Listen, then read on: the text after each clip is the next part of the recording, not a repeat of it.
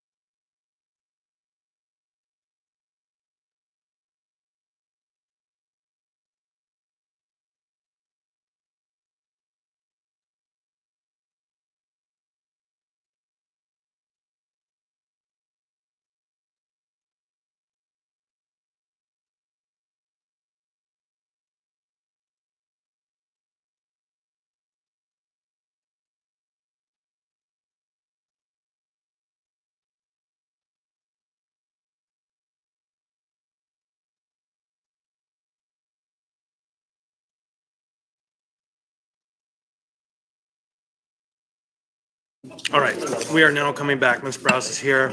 We will dive back in. I think we're on department details, OMB overview.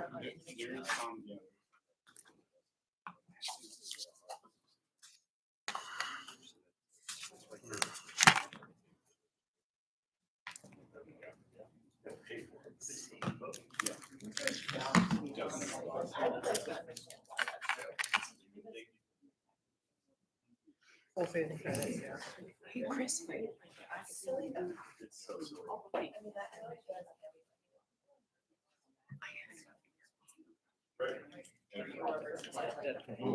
want to be here by 1:15. Because I thought they would go at 1:30. You have these two items. I know, but so here's the deal. I guess we could do this and then skip. Right, because we'll just dive in since they're coming. Yeah, and right, instead of going back. And as soon as, since he was here first, we can start with them, but let's do the histories, mysteries piece. Okay. And then we'll get to the chief. Okay. Yeah, that sounds right. Okay, that's good. All right, we'll come back to order. Ms. Browse.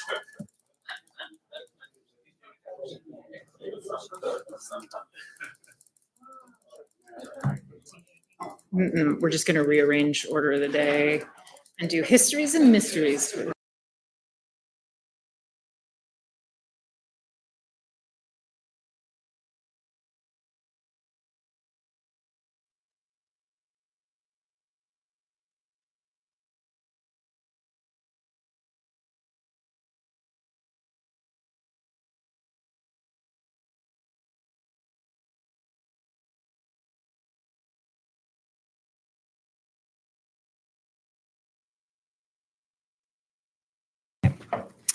Okay, thank you, Mr. Chair. I think we've sort of rearranged a little bit our order of the day just due to timing, but we'll end up covering all the same information. I think we can start with the informational portion of the budget conversation, not directly related to the budget that we're talking about for 2026, but directly related to the municipal budget and our operations at large. So one of the things I wanted to sort of capitalize on is the opportunity for all of us to be in the room together and hear the same information and think about where we came from as a community. How did we get here, right? We're in the 50th anniversary of our reunification. What does that really mean for what our background has been? And as we're looking forward at our revenue conversation, our budget, and our community infrastructure, where are we going to go? How will we get there? Where should we be going? What makes sense? So some of this is just historical background detail, and some is comparative community information, but we should be able to get through it relatively quickly. So to begin, as part of our assessment of our budget and how we have used our budget in the past, we went back through our historical files, and the mayor mentioned this at the beginning of the meeting, but in 1984, our municipal operating budget was $181 million, and $52.7 million of that was funded by the state. So about 30% of our operating budget at the time was state funded. And if you look at this detail, you can see that it's about $60 million in property taxes and $53 million in state funds. And then the balance is other revenues. So that's about a third property taxes, a third state money, and a third other revenues. This is interesting because the tax cap was approved in 1983 and implemented in 1984. And the tax cap was formed at a time when this was our budget circumstance. And I think that shapes the way those policy decisions are made.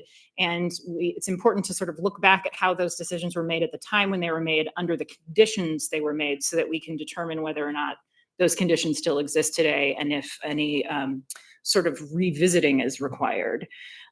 We did a look back on operating budgets, and courtesy of Mr. Clauda and his economics background, we have some comparative graphs on our operating budget spend over time. So between 2003 and 2025, this is a representation of real dollars, constant dollars, not chair constant dollars, but of our operating budget between public safety and non-public safety spend. So the non-public safety spend is the orange line on the green, and the public safety spend is the blue line. And you can see that over time, when adjusted for inflation, that the spend is relatively flat. Our operating budget across time is relatively flat because of the nature of our formula and our funding sources. So our tax cap is only adjusted on an annual basis by a few factors, one of them being inflation. And as Vice Chair Brawley pointed out earlier today, our tax growth this year is less than inflation. So it would be true that this line over time, when adjusted for that consideration, is flat. And this is our operating expenditure per capita over time, also flat. The sort of expectation that because our budget numbers are getting bigger, that we are, spending more money than we have or we need to, or that our budgets are expanding, when adjusted for real dollars, is relatively flat. Quick question, if you go back one slide, under the non-public safety, there's an increase from 2021. Is that, I hazard to guess it's snow, all the equipment and all that kind of major increase we've done? I can't speculate immediately. I'd need to look at it specifically between, let's see. I think one of the challenges there has, Well, I don't want to speculate. on that. Pandemic related and other things. So, okay, I would welcome some information offline. Absolutely. Yeah. Ms. Brawley. Yeah, thank you. In that same spirit, and this is just a preview, I'll talk at the end of this meeting about another kind of way that we're tackling this big picture conversation.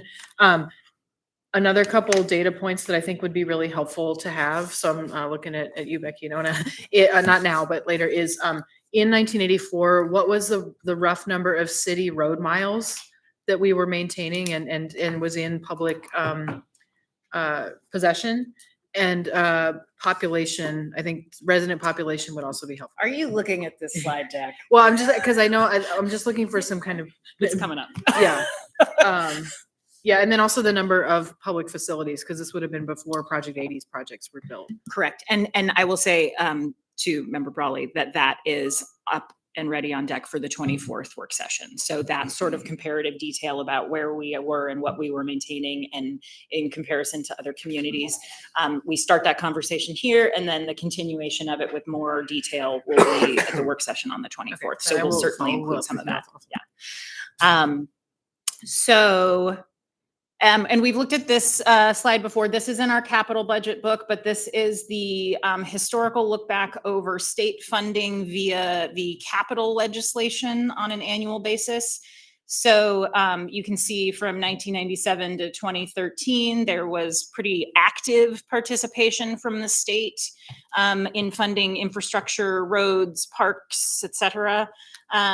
But since 2015 forward, we have seen a relative dearth of this funding. And if you exclude the $220 million in the other column for the Port of Alaska, you come up to numbers that look like this between the last 2 decades. So our state of Alaska capital funding in the 2005 to 2014 timeframe was $856 million. And the capital funding between 2015 and 2024 has been $257 million. Again, if you exclude the port, that goes down to about $30 million.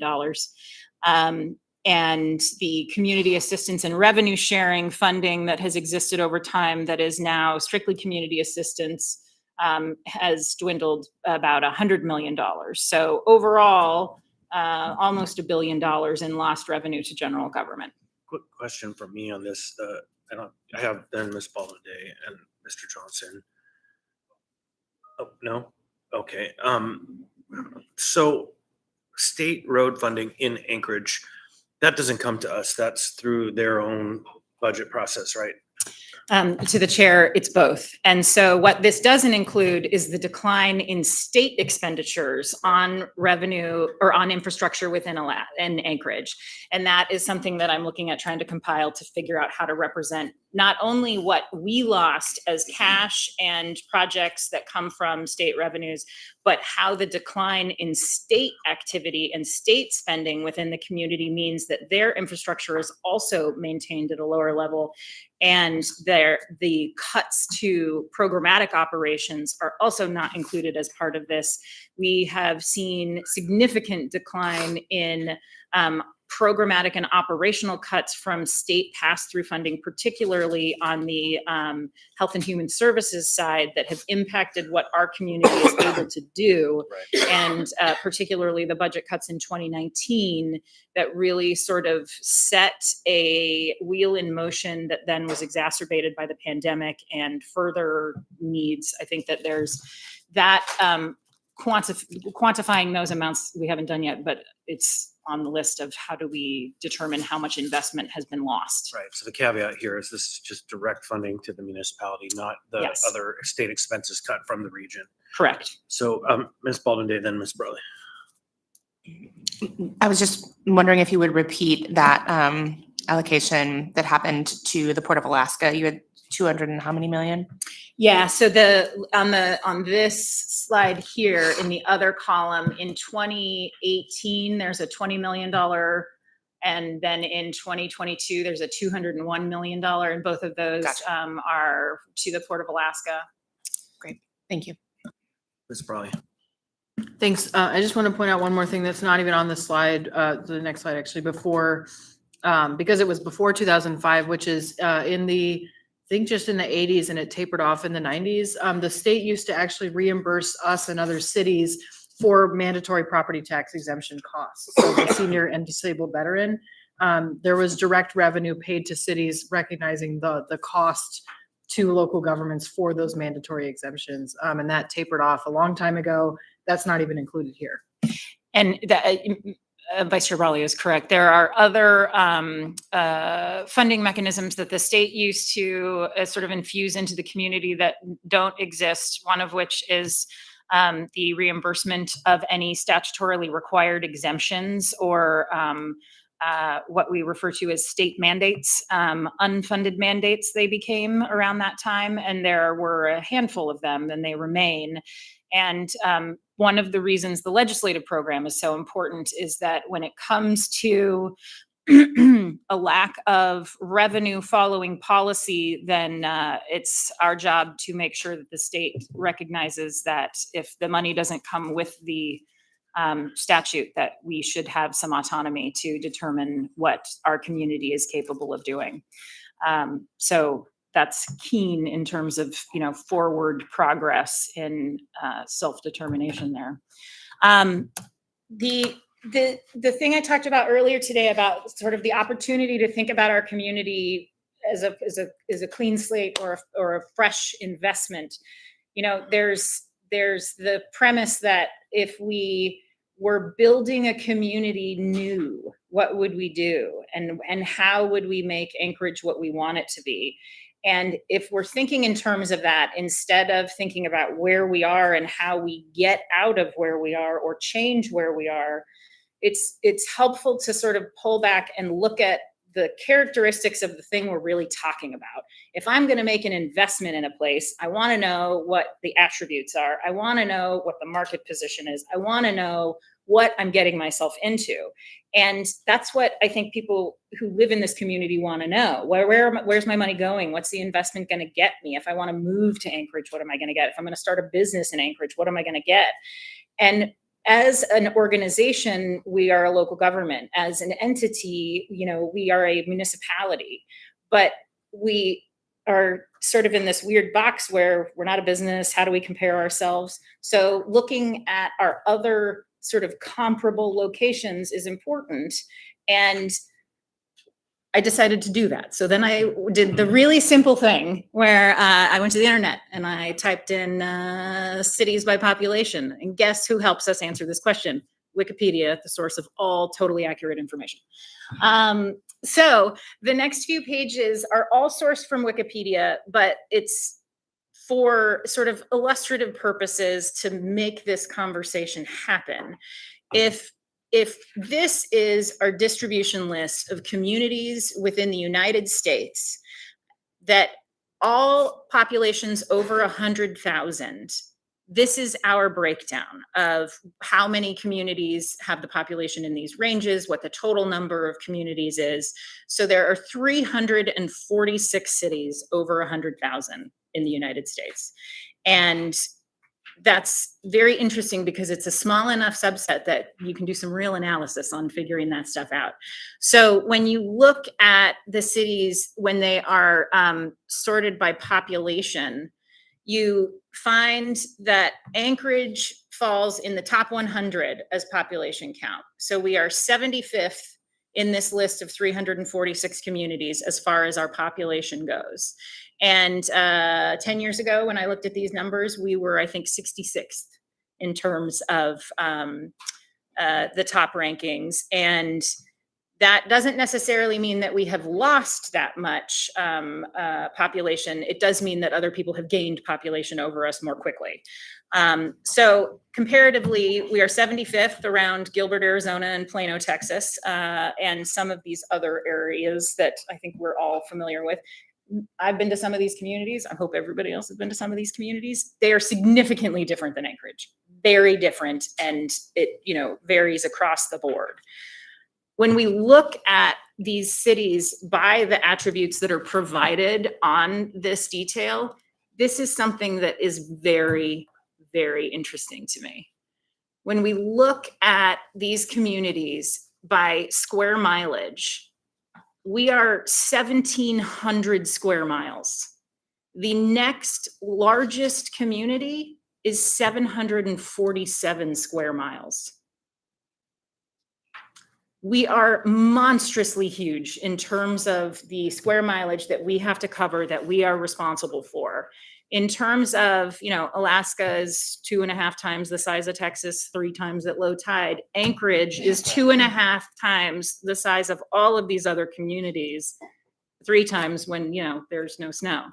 And I think that is a really significant thing in terms of what we are charged with managing, budgeting for, paying for, and affording, because that landmass takes all of our distributed assets and makes them more expensive, because we either need more of them or we need bigger, or but this is the other part of this sticky little wicket. This is our land area sorting, right? So we're 346 out of 346 communities in square mileage. We are the biggest by far. But when you look at us when sorted by density, we are 346 out of 346, and we are 171 people per square mile. The next largest community, or least dense community, is 233 per square mile. So the landmass combined with our density is very challenging as a government organization. And I don't know that we think about that on a day-to-day basis. I think Shay does, because Shay has to plow all those streets. But I don't think that is necessarily considered in our day-to-day thinking of what we can do in Anchorage and what we should be doing and how we can do it. Because in spelunking into this, the other thing that came forward is you look on this and you see that Anchorage has a little footnote, a little P next to it, the alphabet. We go and look at what that means in the footnotes of Wikipedia. And that is what the note is. And we know this to be true. We're 50th anniversary of the Munification. This is how this happened. But what jumps out at me when I see this is that it says we function as both a city and a borough. But we certainly don't budget like that. Because if we were budgeting as a city and a borough, we would be budgeting way more money. Because the assets required of both a city and a borough are huge. And not only do we have that double stack of government responsibility of both the city and the borough and the services provided within those expectations, we also have to do it on a landmass that is 1,700 square miles with 200 people per square mile. And when it was set up with a massive tranche of state and federal funding to make it work, which is all gone now. Ms. Brawley. Thanks. Yeah, I would know, and I'm glad you put this in here, because we're both a city and a county, even though we don't use the word county in this state. It would be helpful to compare us to some other counties, because I know there's LA County. And also the reality, though, is if anybody would like to do that comparison, it's worth noting that a county typically has cities in it. And so anybody living in the city is paying county taxes and they're paying city taxes. So when you compare them, you can't just slice off the city, you can't just slice off the county, because it's not an accurate comparison. And then I will also note for most counties, having lived in many of them over my life, there are the urban areas within a city or unincorporated areas. And then there's a bunch of kind of more rural or more outlying areas that are in a county that are not considered like the urban core. And we certainly have that pattern, but just to note, the level of service in an outlying area of a county is not the same as what you would have in a city, and that's also reflected in the taxes that you're paying. So I think it's worth just putting on the table that because we're both, we should look at both. But to your point, being both means we're paying twice as, or we would be paying twice as much as looking at either half in another place. Then I would just add one other note. National League of Cities identifies 6,100 cities, towns, and villages in their membership. And by incorporated status, we actually have almost 20,000 cities in America, or towns or villages. And so on a list of 20,000 almost, we're at number 75, which does translate to the fact that despite what it feels like, we are a big city. People don't think it, but we are in fact a big city. We just operate with kind of small town assets. Mr. Bond. Thank you. Yeah, I mean, this, I think, spurs a lot of thoughts. One is that the more we sort of repeat this pattern of sprawl, suburban sprawl, the more expensive it is. I mean, there's a budgetary impact based on the housing policy that we make. And also just on that thread of density and area and also all of those expenses, I think it's just worth highlighting that the Assembly passed, as we move into sort of the capital projects piece of the budget, guidance to prioritize residential density as one of the things that would guide that process and how projects would be prioritized. And then again, when we passed our resolution of our budget priorities, we referenced that policy guidance too. And through the chair to member Voland, I think it's important to recognize that while I was looking through this, I thought about those recommended policy choices, and I see them as an opportunity to sort of use the best practices and learned lessons from other communities and take the planning position moving forward of, we have a lot in front of us to take care of, but also to, contribute and to build up in our community. And we're young and we can do it. We have to have the conversations about how are we actually going to do that? Because when you look at these numbers, our breakdown and sort of the grandiosity of the 346 communities and their total land mass and their total population, we are 5.8% of the square mileage on this list, but we are 0.3% of the population on this list. And that is the universal truth about Alaska everywhere. The state deals with this at their level in that they have a very large state and very small pockets of density, but our community is not necessarily different. It's just all in front of us. All right, so I think we're at 1:30, Yep. so why don't we dive into the department specifics? And because he got here first, we're gonna go out of order. We're gonna welcome the fire chief forward. Go ahead. Let me go backwards.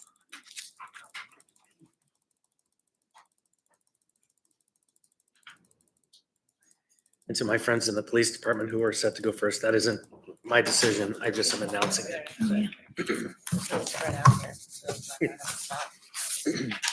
He's okay. Chief, these are just the details of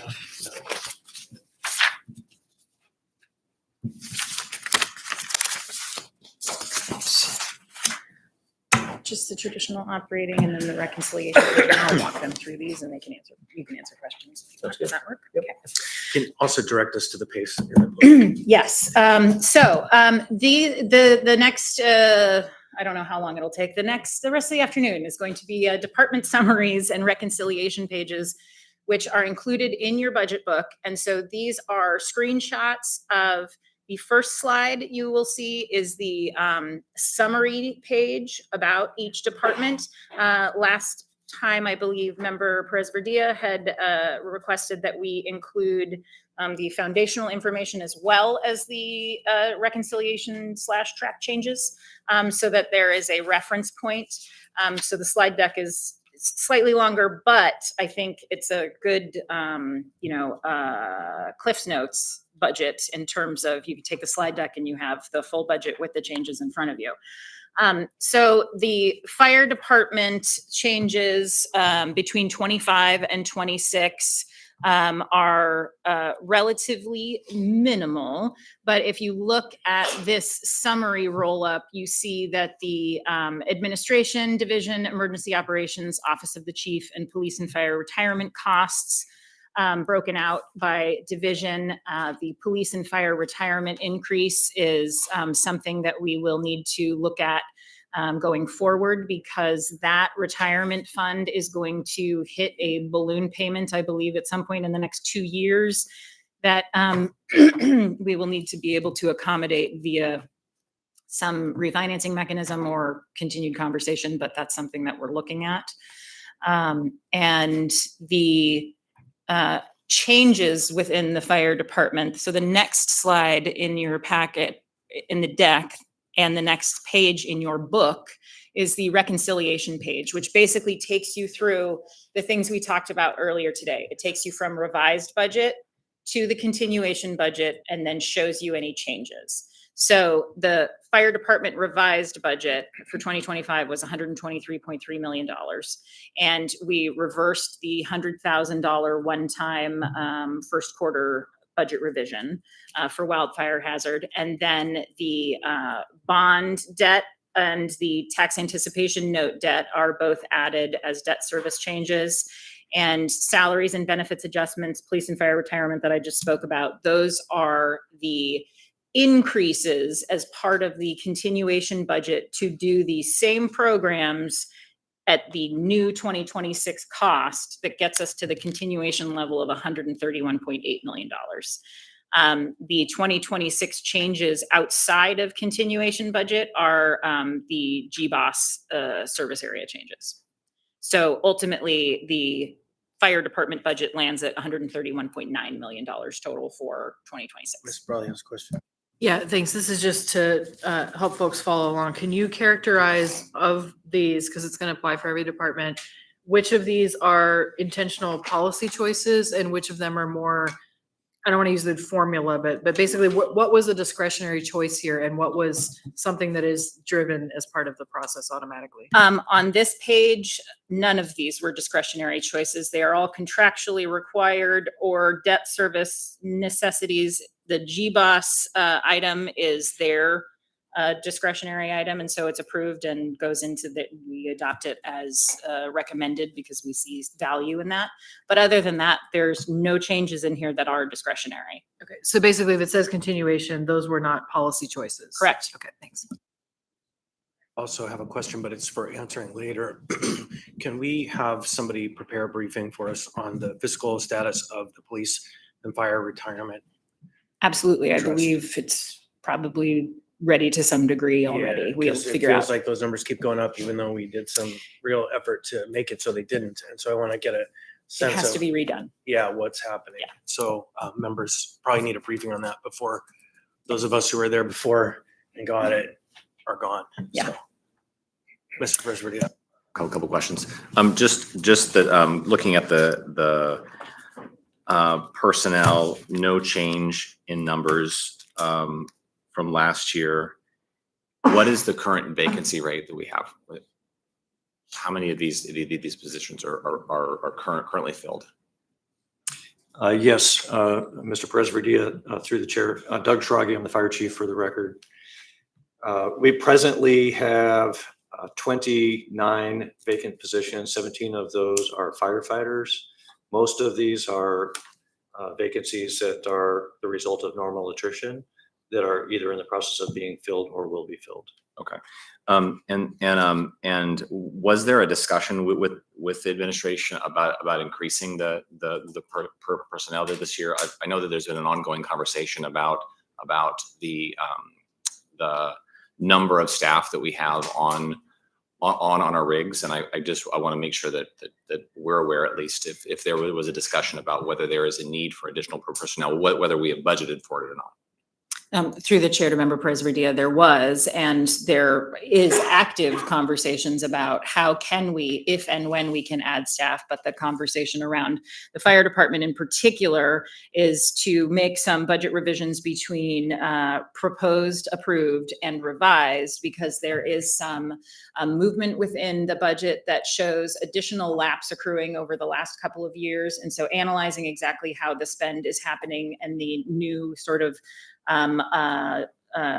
upsizing or development of the MCT getting to 24/7. All of that is part of our outlook for the revised budget to bring back a sort of refined AFD outlined budget that matches their plan to go forward for operations. I think they're in the transitional period of adjusting between fire versus EMS, and that is an ongoing conversation, particularly around upstaffing. Okay, thanks. Ms. Baldwin Day.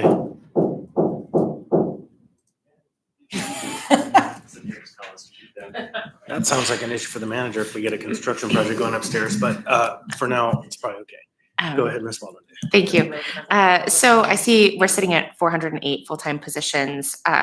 And I'm curious, Chief, what would a fully I mean, what would it take in terms of full-time positions to bring the department to a point where you were able to run 4 people to a rig? How many employees is that? Oh, goodness. I'm not prepared with that exact number. Do you know it, Brian? How many?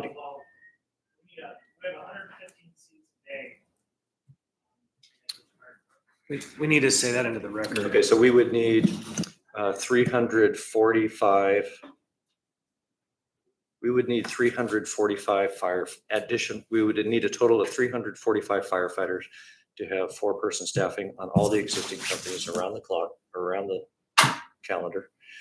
And then we presently have, go ahead, Brian. You want to come up here? I'm happy to wait on that number. I just would really like to know what it is. I think we Yeah, need to add about 4 dozen. We would need about 4 dozen PCNs. 4 dozen. Yes. So about 50 more full-time positions over and above what's here. Is that right? Yes. Okay, thank you. I think of 45 or 40. Okay, Mr. Johnson. Yeah, thank you. So help me with my memory here, but I think we have around 12 firefighter positions that are currently funded through a federal grant program that's expiring next year. Am I right in my recollection there? You are right in your recollection in that the SAFER grant that we currently have is set to expire in 2026, but the chief has good news. Yeah, actually, it's 18 positions are funded by the current SAFER grant, which expires in February. We did receive notification of award that we were going to, that we've been awarded another SAFER grant starting in February for 3 more years. It's for 20 positions. The terms of the grant are quite different, though, than the existing grant in that there is a required match. The current grant had no match to it, so it was money that was available to us that didn't cost us anything other than the IGCs. But the new grant requires a 33% match, so we would have to pay about $1.4 million per year in order to accept the grant.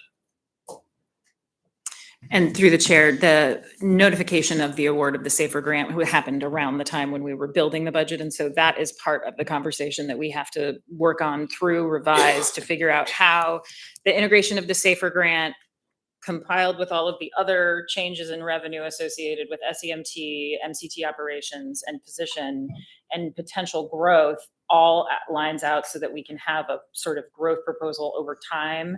But we propose to do that as part of the first quarter revisions. So I will say I'm very excited to hear that we were going to, that the grant was renewed. Unfortunately, we have to put some money into it, but it still seems like a pretty good value proposition.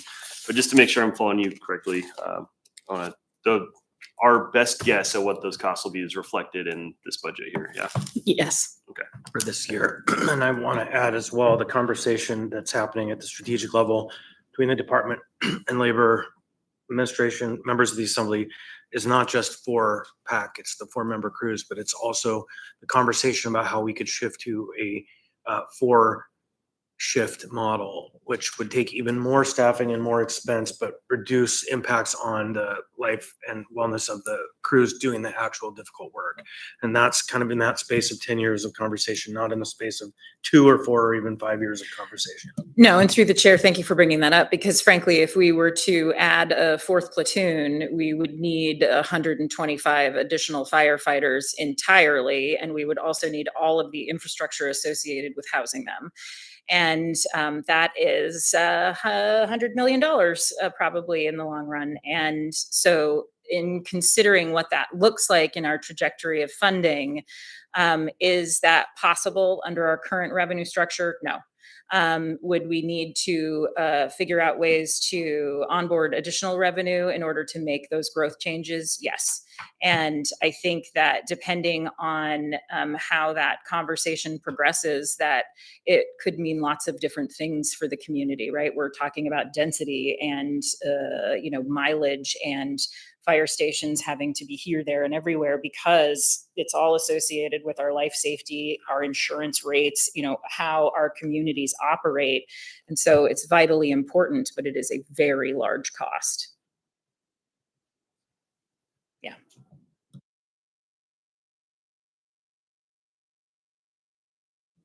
Mr. President. Thanks. I just wanted to put on the record, I know that we don't have time during these conversations to have detailed conversations about the metrics and the KPIs but I really appreciate it being in here. And I know that that in past budget cycles, I and I think others have taken this time to actually dig into some of that, and I won't do that. But I would like to find time to do that at some point, and maybe at committees or other that sort of thing, because I think this is the rare time that we get to see sort of all of them in one place. And just wanted to put on the record, thank you for putting them in here. It's really valuable and helpful to me. And I would like to find a time to dig into them a little bit more and talk about them. So, thanks. Broad. Yeah, along those similar lines, I'm glad you brought up the point about location of stations. I'm calling back to my earliest policy knowledge, which was SimCity, and where you put your fire stations and your police stations. But it's a real thing, like you mentioned, that you need to be close enough to where people live so that you can get there in 6 minutes, I believe it is, or at least it's 4 minutes. Yeah. So so this is a follow-up, but I think to continue connecting this conversation of how spread out we are, how many road miles we have, and how much time we have municipal employees essentially driving everywhere in all directions all the time.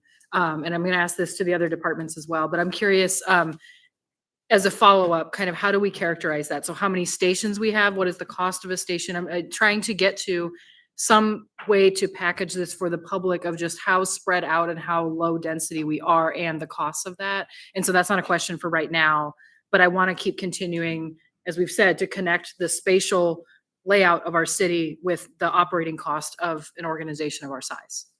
Thanks. More?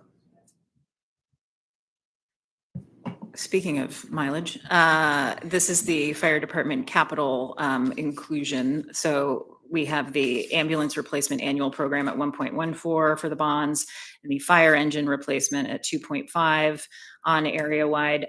They're, I believe, slightly more than has been in the last few years, but relatively low on the capital list in terms of the full bond request list.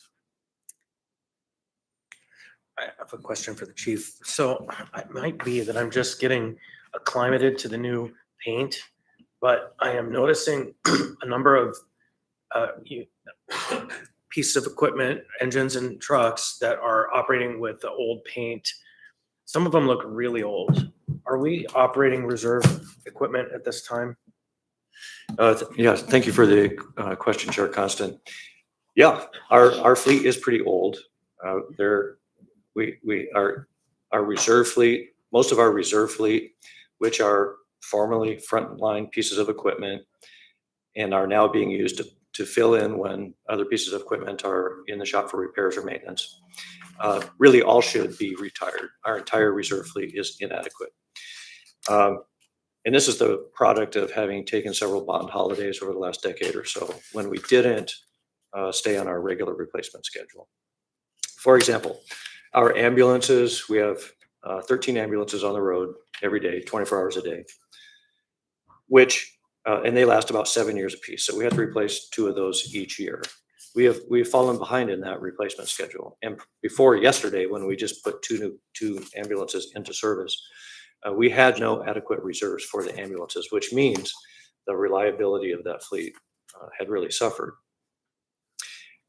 This bond proposition for the ambulance replacement would replace 3 ambulances. Normally we would need 2 per year, but we're catching up. And we are catching up. As far as the heavy pieces of equipment, the engines and the aerials and the rescues, we're likewise starting to catch up. We are just now starting, we're anticipating receipt of the equipment that was purchased from the first tranche of SEMT funding in 2022. Due to manufacturing delays and the increase in costs, it is now taking 3+ years to get a new fire engine or fire truck, which which just causes the entire replacement schedule to fall behind. So we are catching up. We're expecting a handful of engines to be delivered over this winter. We're asking for 2 additional ones here, which would be very close to getting us back onto our replacement schedule. With some piece of equipment with like 200s numbers, that just seems really like those are pretty old. We closely track the cost per mile, the maintenance costs and the mileage costs, and also the out of service time, the reliability. And there's a real cost to having. equipment Last that's question, did installed. I hear you say you put 2 ambulances into action yesterday? I'm sorry. You put 2 in. 2 new ambulances yesterday? Yeah, we just took delivery of 4 new ambulances. 2 went in service yesterday. The other 2, we don't have all the equipment to equip it with yet, so we're waiting on some equipment. Missed that party. That's okay. Now, last year we discussed the chassis versus the actual body of the equipment becoming kind of transferable and modular. Are we getting close to that point of effectiveness? Is that happening, or are we still kind of in the old model? We're stepping back from that initiative. And thank you again for that question. What you're referring to, for the benefit of the listeners and those here, is that each ambulance, we could extend the life and reduce the overall cost of each ambulance by periodically pulling the patient compartment off of it, replacing the chassis and the drivetrain, and then reusing the patient compartment. But what we have found is that the overall cost savings haven't materialized because the boxes are wearing out. Yep. And They get used. yeah. All right, thank you. That's my questions. Mr. President. I said I wasn't going to dig into this, but I'm going to ask a couple questions. One is that we've heard from you a number of times in committee and other times that the number of calls has gone up significantly this year. Is that correct? Yeah. Yes, sir. And so I'm wondering, from a budget perspective, I guess I'm asking about a couple of things. The response time to structure fires in 2025, in terms of this, shows a significant decrease in the number of incidences. And so I guess I'm wondering, one thing is, if that's true, if it has gone up, where is it in here that we see that we can see those numbers? And the second question is, are we budgeting for that this next year? And I'm particularly concerned about the recent law that was passed, and whether that is, from your perspective, is contributing to an increase in the number of calls that are maybe lower priority, and that we're sort of stretching our limited resources thin and not being able to address, from your perspective, the highest priorities. And so it's a multi-level question, but I want to see if those numbers are high, and where are they, and if from a budgeting perspective, if we've accounted for that next year, and if there's a role for us in terms of policy that we need to reconsider in terms of what we're doing. Thank you for the question again, Mr. Presverdia, through the chair. I don't have our performance metrics right in front of me, but 2025 is a partial year, so that might partly explain why the numbers are presenting as they are. To your question about the increase in the low acuity calls, that's a very real thing. Our call volume has increased steadily year over year for as long as I've been working here. And have we budgeted to accommodate for this? There's no material change in our budget intended to directly address the increase in call volume. So basically, the budget that is before you basically preserves the current level of service that we're already providing. We are responding to a lot of low acuity calls. Outdoor fires, such as dumpster fires and fires in the woods and campfires, they have surpassed every other type of fire that we respond to. It's the single most frequent type of fire call that we respond to. Second to emergency medical calls. And we're also seeing an increase in the percentage of low acuity emergency medical calls that we're responding to. And several of our units are above our prescribed unit hour utilization, which means that the crews are going on more calls than what we feel is appropriate. I do think that we're providing a very good service for the resources that we have and the people and the vehicles that we have in place. But we're not expecting a change this year. Yeah, no, I would agree with you. You're doing a fantastic job with the resources you have. And I think that the numbers here are specifically residential, or the response time to residential fires, so that may be part of it. And I don't see a metric in here for outdoor fires is what I was looking for. So, but I guess the last part of my question that I don't know if you fully answered is, and I think it's fairly clear that the number of outdoor fires that you're responding to from your perspective directly relates to the change in the policy that we passed. I would not agree with that characterization. The relative percentage of outdoor fires comparative to our other types of fire calls has been increasing. It predates the ordinance. Okay. So they've been going up and up and up already. I think my assessment is that the ordinance was intended to address that, but it has not yet had the intended effect. Okay, great. And then just the last point is that, yeah, if there's a possibility of getting a metric on the outdoor fire responses, that would be helpful as well, because that'd be something that we can point to. Thanks for your time. Respond. Thank you. So this was something that was discussed at a recent Public Health and Safety Committee meeting, sort of the uptick in these outdoor fires and the enforcement or lack thereof of the ordinance that we're talking about. And so I hope I'm not speaking out of turn. Member Silvers and I had, we've been talking, and one of the ideas that we had was, well, can there be, because I think one of the things that's happening is that somebody calls in an outdoor fire, the fire department's being dispatched, and then secondarily, depending on the nature of the problem, then APD is being dispatched. I think maybe at the request of the fire department. And so there's this lag, and maybe that person's gone by the time APD actually gets there. It can do a public safety response and enforce. And so we even had the idea, like, should we fund a specific position, either in APD or the fire department, who could do, likely, it would be the police department, who could be dispatched first to these calls, to these dangerous outdoor fires. And I think, I can't speak for all of my colleagues, but I know that at least myself, I intended when I voted for that ordinance for it to be enforced. Because I think there's a lot of danger that we've been talking a lot, and the wildfire division is doing incredible work preparing the community and getting that safety messaging out there. And I'm really grateful for that. But, I really do worry about what could happen. And I hope that we can, is there any way that we can use this budget process as a mechanism for enforcement, I guess is where I'm going. Through the chair to Member Voland, thank you for the question, because this actually opens the door for something that is very important and extremely impactful to our budgeting process. Policies that are decided without an assessment of costs associated with actually operationalizing them puts our municipal workforce in a position where we are right now. And I say that because when we have these conversations about whether or not this policy should be created or enforced, and I'm not speaking specifically about the fire ordinance, this is about policymaking across the board. If we don't pay attention to the question of, can we do this? If we add this to our list of things to do, does something fall off? Do we need more money?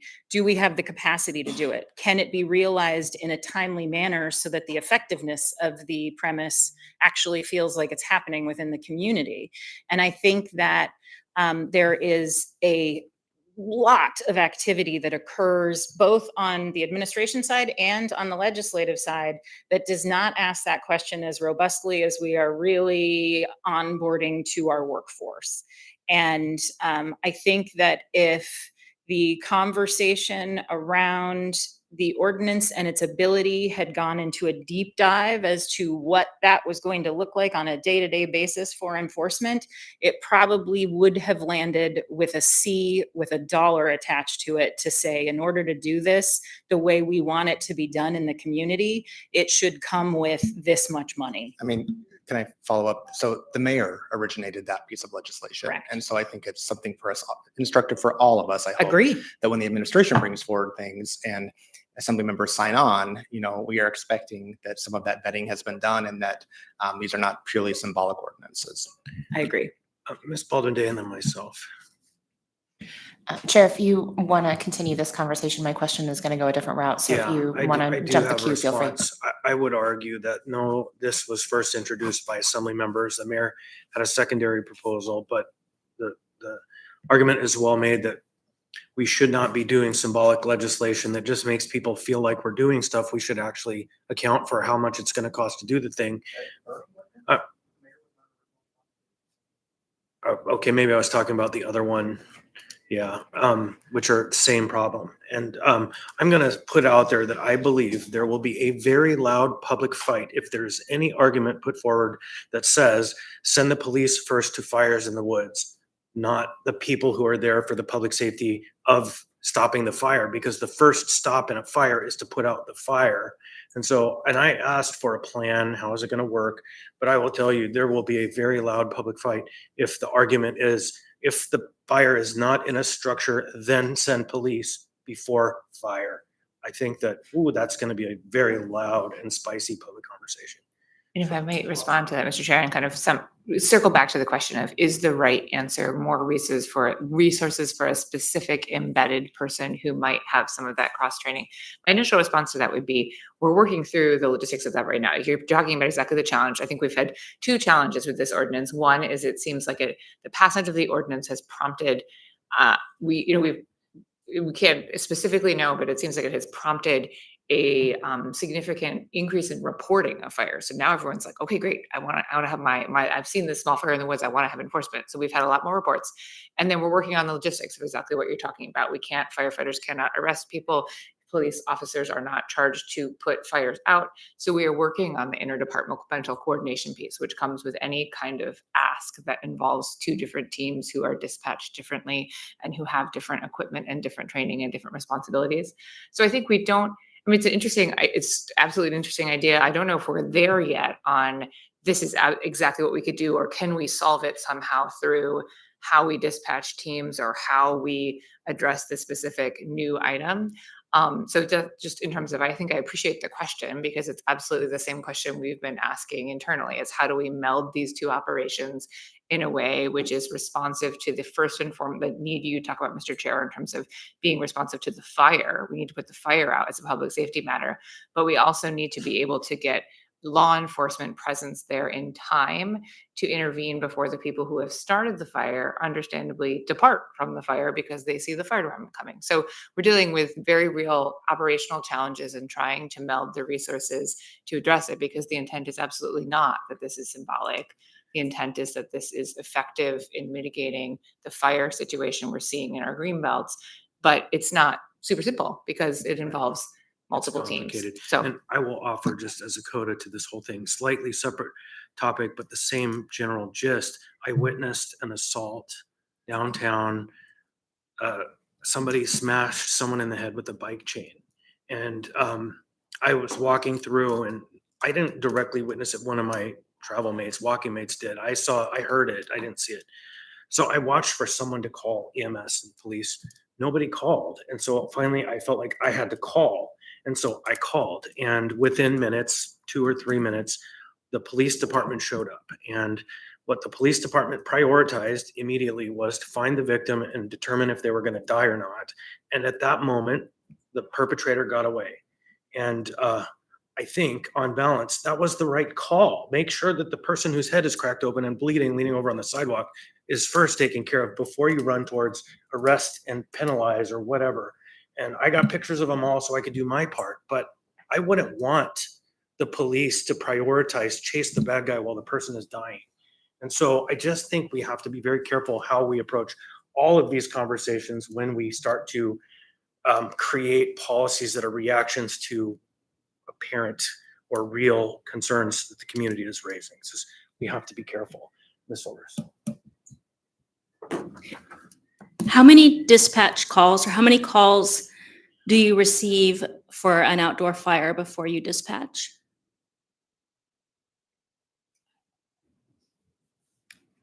Member Silvers, through the chair, is the question, If you get one call for an outdoor fire, do you dispatch or do you wait until you get multiple calls? I understand the question. There are a small number of calls that we do not respond to unless somebody is on location or we get a second call. These are calls for smoke in the area, things like this that are undefined, very low acuity calls with a low probability of actually turning into an actual emergency. And so we put these calls on hold or in stack and we watch them for an hour.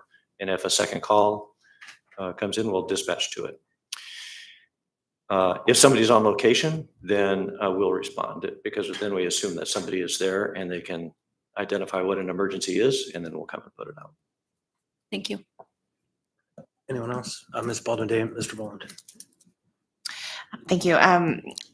Chief, would you please repeat the number, going back to the capital projects for the fire department? How many fire ambulance, or excuse me, how many ambulances does this bond represent? And is this one engine? Did I hear you say that this is to replace one engine or multiple engines? Yes, thank you, Member Baldwin-Day, through the chair. What's before you there, 1,140,000 will pay for 3 ambulance replacements, and 2.5 million will replace 2 fire engines. Thanks, Chief. Mr. Boland. Sorry, I don't want to take us too far back in time, but I think I do want to state for the record that there was nothing in the framing of my question that supported APD being dispatched first before the fire department to a fire. What I'm suggesting is I would like to see a more coordinated response to the municipal manager's points. I really appreciated that answer. When we were talking about Member Silvers and I, we were thinking of like the HOPE team, for instance. There's a specialized APD team who goes into homeless camps. You know, could there be a similar corollary with fire enforcement? So that's where I was headed with that. Thanks. Ms. Browse. I was going to say through the chair to the body, in case you haven't looked all the way through the fire department budget, there is this lovely infographic about these stations and engines and where they reside and, you know, where their rescue and dive water team is in case you need scuba. I hate to jump on and say that could have one more column or one more shade, but that would be the state and condition, right? So then we add that layer on so we can have a time year over year Yep. The kind of maintenance required. benchmark of decay or need for maintenance and updates and actual updates. So it's a great tool. Thank you. Okay. Chief, you might be released. You're off the hook. Okay, thank you all for your service. Now the police department, I assume?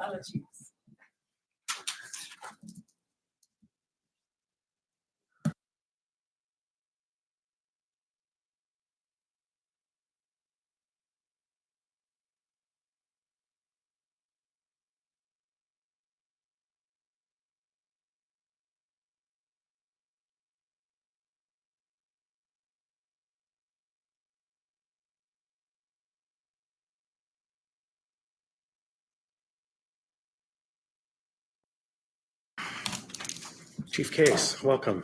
Great. Ready for a party? Always. Ms. Browse, let's do this.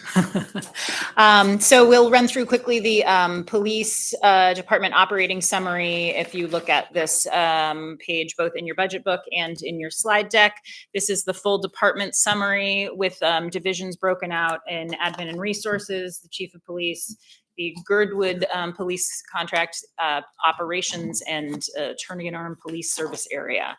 So the changes between 25 and 26 make our APD department budget go from $145.99 million to $151.23 million. And you'll notice that these changes on the reconciliation page are relatively similar to the notes on the fire department changes. They include debt service adjustments and then salaries and wage adjustments, both contractual increases within the CBA and also some position changes that the chief and the department have been making to increase the operations at the department.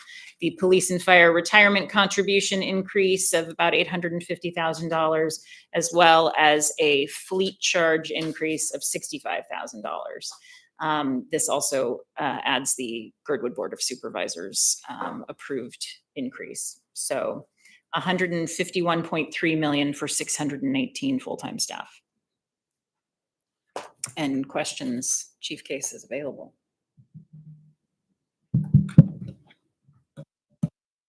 Ms. Bradley. Yeah, I'll continue the theme I started, which is I remember a prior conversation with, I think it was Captain Nolder or Lieutenant Nolder about the fact that officers spend a lot of time driving around in vehicles. So I'm wondering if you could characterize, and again, follow up offline, because we don't have a station model here is my understanding. So kind of how does, let me see if I can characterize it. Yeah, essentially, how much is transportation and driving part of your budget? And has that been increasing over time? And kind of how does that, what does that do for your staff time? Thank you, Member Riley, through the chair. So model's a little bit different between us and the fire department. The patrol vehicles for officers is their office. And so throughout the course of time, we've had some increases in fuel because of fuel costs that impact our budget. The biggest impact is that since we're operating our vehicles for extended periods of time and doing hard driving on our vehicles and haven't had the funding to replace the vehicles, that's where we see the biggest hit. That technically is fleet's budget, but we've used some of our savings over the last couple of years because of our short staffing to supplement those vehicles, spending $2 to $3 million a year, depending on the year, to include also federal grant money that we've had. So the biggest challenge is that our fleet for our patrol officers is significantly outdated. And that would be the most significant number we need instead of putting a station around so that officers be closer.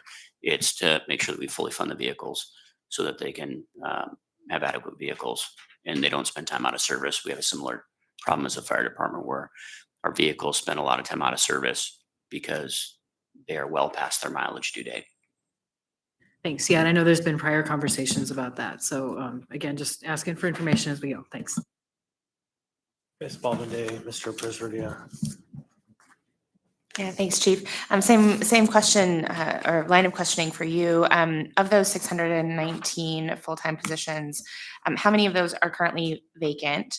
And you just used the term short staffing, and I'm curious, what does a fully staffed APD look like in terms of total full-time positions? To the chair, Member Baldwin Day. So I'm going to go into a little bit of detail for you. So our staffing currently is, we have 425 sworn positions. We have 212 non-sworn or professional staff positions. Currently on the sworn side of the house, we have 381 of those filled. 41 of those positions are in training. So when we have a full-time academy going, that's going to be approximately 50-ish officers that we are paying for that's in a training status, which means they're not handling calls for service by themselves, even though that we're paying for them. Those officers, additionally, when they're out on the street for half of their training time in field training or with the field training officer, which means that field training officer is also not operating at highest efficiency since they're training new officers. So although when we say we have 381 positions out of the 425, we just need to understand that until we get to 425, which is our current full staffing, we're always going to be about 50 officers less really fully functional in the field. You asked the question of what we would need to really be fully funded and respond to calls for service. We did a staffing study last year that had a lot of recommendations. And I think a couple data points from that staffing study that are important to note is the recommendation is that 60% officers' time is dedicated to calls for service. The remaining 40% of the time is not. And a couple of reasons for that, primarily If officers are spending more than 60% of their time handling calls for service, there's no preventative care that's taking place. There's no officer initiated activity. We're a completely reactive department. We routinely go well beyond 60% of our operating time in patrol handling calls for service. And that number is more significant because we run 10-hour shifts. We have a 2-hour overlap. So even though we have a 2-hour overlap where our officers are most of the time doing report writing because they're doing calls for service all day. So we're still not hitting that 60% mark, even though we have a built-in 2-hour overlap. So we are well beyond the capacity of what the officer should be doing each day, just so they can provide that care. Some kind of additional numbers to show you how taxing it is on our response time we are 3 times our benchmark from the staffing study in terms of our overall response time to calls. And we are 3 times our response time for a benchmark in priority 1 calls, so those serious calls. So the number of officers that we need in patrol to respond adequately to the public is pretty significant. So that 425 sworn to 474 sworn is based on the recommendation from that staffing study. And it's also important to note, again, sorry for my long-winded answer, but it's also important to note that some of the significant problems that we've been having in Anchorage recently, and concerns not only from this body, but community council members, as well as neighborhoods throughout Anchorage, we have kind of designed a long-term solution to some of these problems that we just don't have the staffing to fill. For instance, the development of a special problems unit or a problem of the day unit.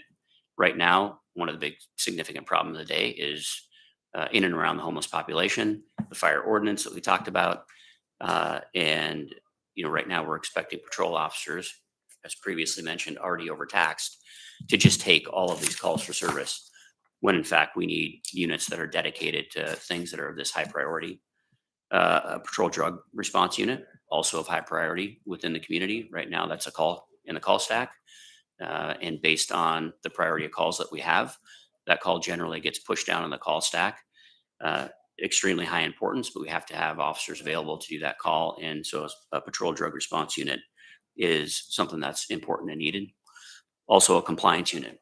So think about all the folks that have restraining orders or domestic violence protective orders that are issued. And, that's a piece of paper without compliance enforcement.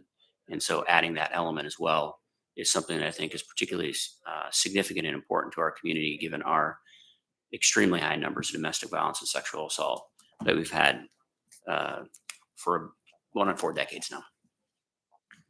I actually really appreciate that very complete answer. So thank you. Sounds like you're anticipating it. Mr. Presverdia. Yeah, I appreciate the answer as well, and I think that I did have just a technical question before I ask my question. In terms of the percentage, the time that you see as responding to calls, does that include, for instance, the time in preparing for that call? Like if you're going from call to call and you're sitting in your car and you're sort of preparing for that call, that's all included in the time that it's counted in terms of responding to a call. Is that correct? Does that make sense? It's not just the actual time in the call, it's the prep time for that as well. The response time includes time of call coming into dispatch to when an officer tells dispatch they're on scene. Okay. And so when an officer tells dispatch they're on scene, it doesn't necessarily mean that the officer is actively involved. It may mean the first officer arrives and is waiting for additional officers, or so there can be. It's not exact. Yeah. But generally speaking, it means when the officer says they're on scene. Can I ask a quick clarifying Sure, question? yeah. What do you mean by prep time? So when at least in the ride-alongs that I've been on, a call comes in, and while they're going to the call, they're researching that call, right? They're actually figuring out what's going on, what's happening, that sort of thing. So I didn't know if that was counted or not. So my question is really around the new technology purchases and the real-time crime center and all of this work. Can you just talk to us about that? That's where that fits into the budget for next year. What would we pull out from here that would specifically be sort of cost related to that? or personnel related to that? Is there a way to pull that out and get a sense of like what that's going to either save us or cost us for next year? So there's nothing in next year's budget that's going to reflect that at this point in time. We know that we're going to need an increase of some of our non-sworn staffing to operate, for example, the real-time crime center. To kind of tie that to your previous question, a lot of the time that slows officers down to getting 2 calls because they're doing research on their own. Now it gets transferred over to the real-time crime center, so that can be done for them. Okay. So that will also contribute to decreasing the response time. And so over the next several years, in the 5 years of the contract, the idea with the Axon contract that you're referring to, the idea is that we're going to have to slowly build certain elements into the police department so that we can fully use all of that technology. Now, right now, we are using existing personnel to operate that. We're just not going to be able to kind of take advantage of the full contract with our current staffing levels. Okay. So there's nothing built in at this point specifically to staff that or to increase in staff at all to focus on that. It's Not using that's the existing reflected tech. in this budget, Okay. but absolutely there is a need. Right. Okay. Thanks. Myself in the queue. I'm going to go back to the previous question. Staffing. Do you know what the average police per 100,000 is in America? So that number is different. Coast to coast is different. So usually on the East Coast, you see a much higher number of officers per 100,000. West Coast generally tends to be a little bit less. The challenge with Anchorage comparing to other agencies, which is why we had an organization come in and help us with those numbers, is kind of based on some of the presentation that Ms. Browse did earlier, which is we are a big city. We may only have a little under 300,000 people, but just the length, the how many square miles we have to travel. We're a big city, and so we operate still with our staffing levels like a typical city. Plano, Texas, for example, for those of you who've been there, feels and looks nothing like Anchorage. We're staffed for that level of city, and we function like a much larger city. So I think though that the numbers I see are closer to like 2.5 police per 1,000 residents, which if we were to see that kind of staffing, just the national average, even if you correct it a little bit for that West Coast spread, if you will, because sprawl happened as you moved west over the 200 years of American colonialization, or 250. The reality is if you did that math here, you get closer to 600 as opposed to what our salary study showed was 474 versus what we have, which is 425, right?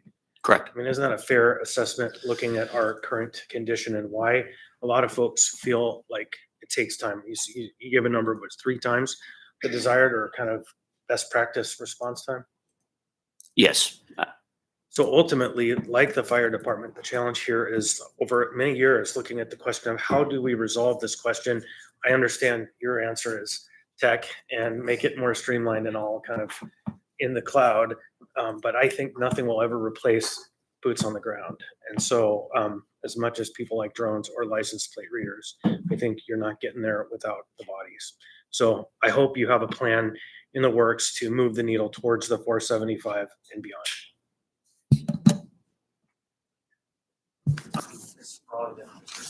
That's probably them, Mr. President. Thanks. 2 more specific questions.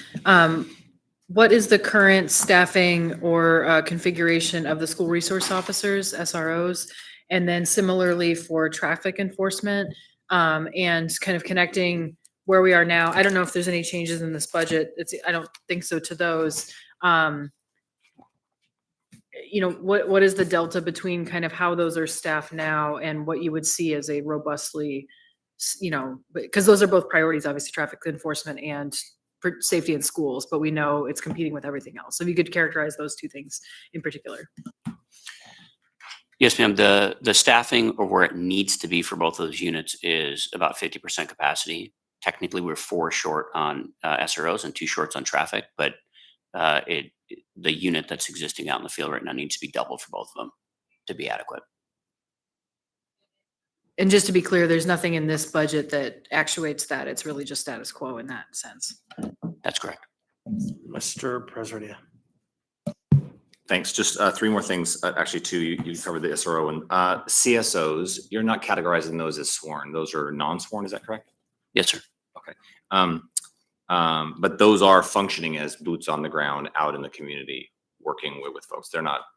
So that's that's a little bit of a hard thing to see is that we have the sworn officers, which are all out on the street. Is that correct?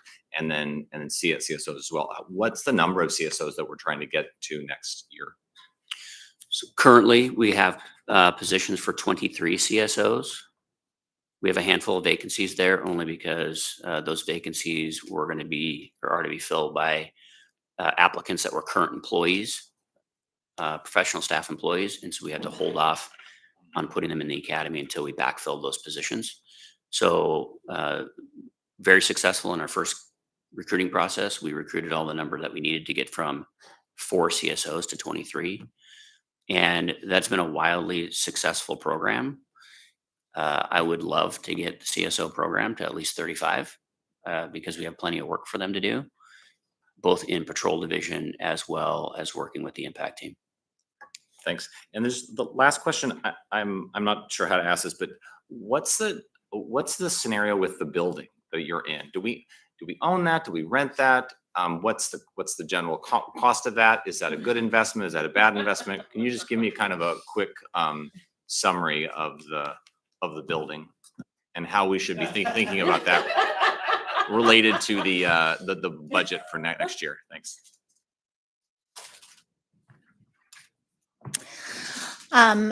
Through the chair to member Perez-Verdia, we do own the building. It was originally purchased in 2018 as part of the, we purchased it from a bank as part of the, I can't even think of how to characterize this. Oh, you asked this question. Okay, it was originally purchased in 2018 by ACDA, and the reason for that was it was identified as a real appropriate downtown presence for APD. When it was originally purchased by ACDA, it was done so because the municipality was not in the position to purchase a building without going to a vote of the people, and ACDA could do it via their purchasing power, and we created the agreement where ACDA purchased it. We committed to a tenant agreement with them. We covered all costs associated with the purchase, including insurance, et cetera. I think that the term of the agreement was 15 years and a certain rate.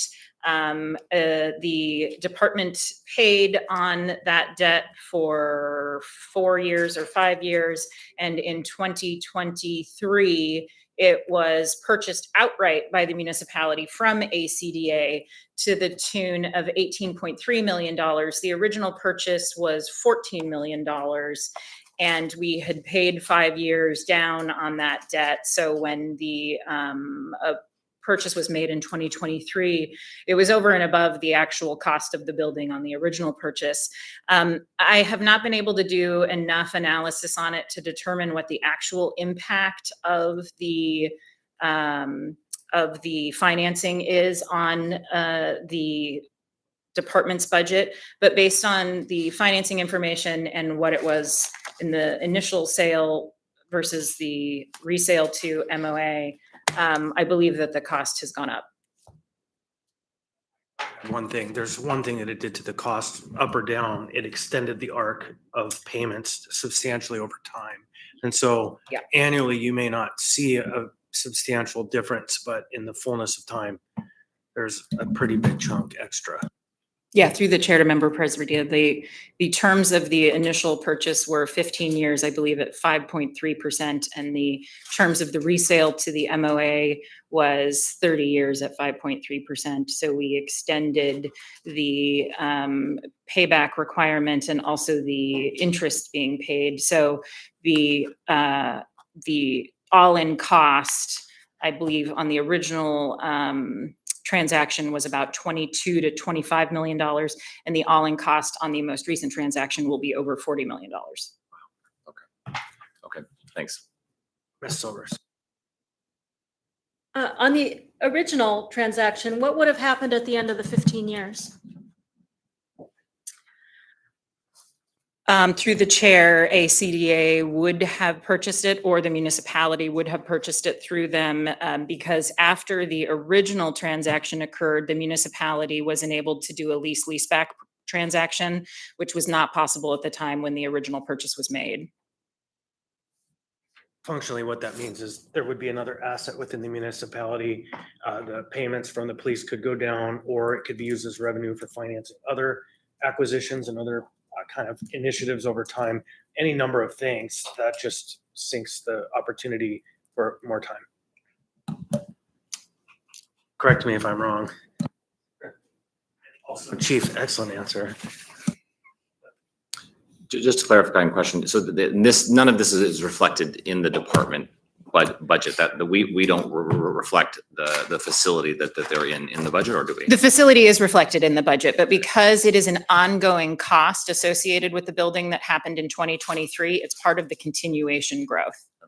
So anything that is a line item in 2025 becomes a line item in 2026 if it is part of the continuation budget and we increase whatever the CPI jump is or whatever the contractual requirement is. And so the transaction, I believe, closed in 2023. So it's been within the budget in this financing perspective for 2 years. Thanks. Right, what's next on the kind of docket? The very small capital request from the police department. These are the two items that are included on the bond list for APD, both about the Elmore station. Any last questions? Mr. Johnson. I was digging through here and maybe I just didn't dig hard enough, but is there anything in here that reflects our investment in fleet replacement for APD? And then can we get an update on generally where do things stand? Through the chair to Member Johnson, no, there is not. Outside of the general fleet replacement process that APD has participated in over the last many 10, 20, 30 years, there's no additional fleet replacement money.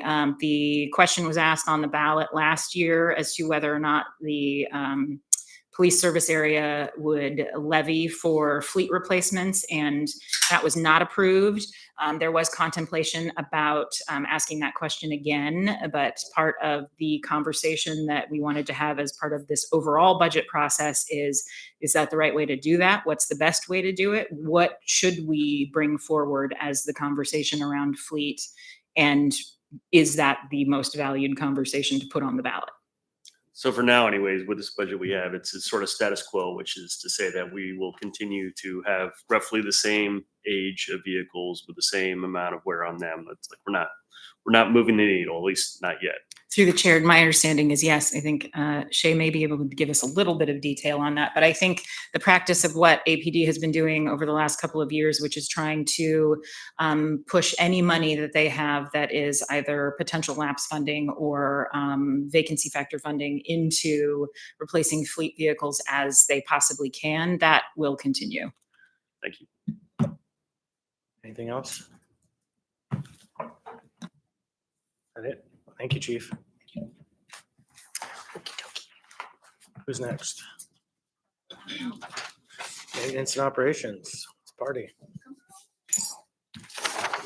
You're the next contestant. Is the price right? Yeah, you know, Bill, there is a place with a name tag up here for you.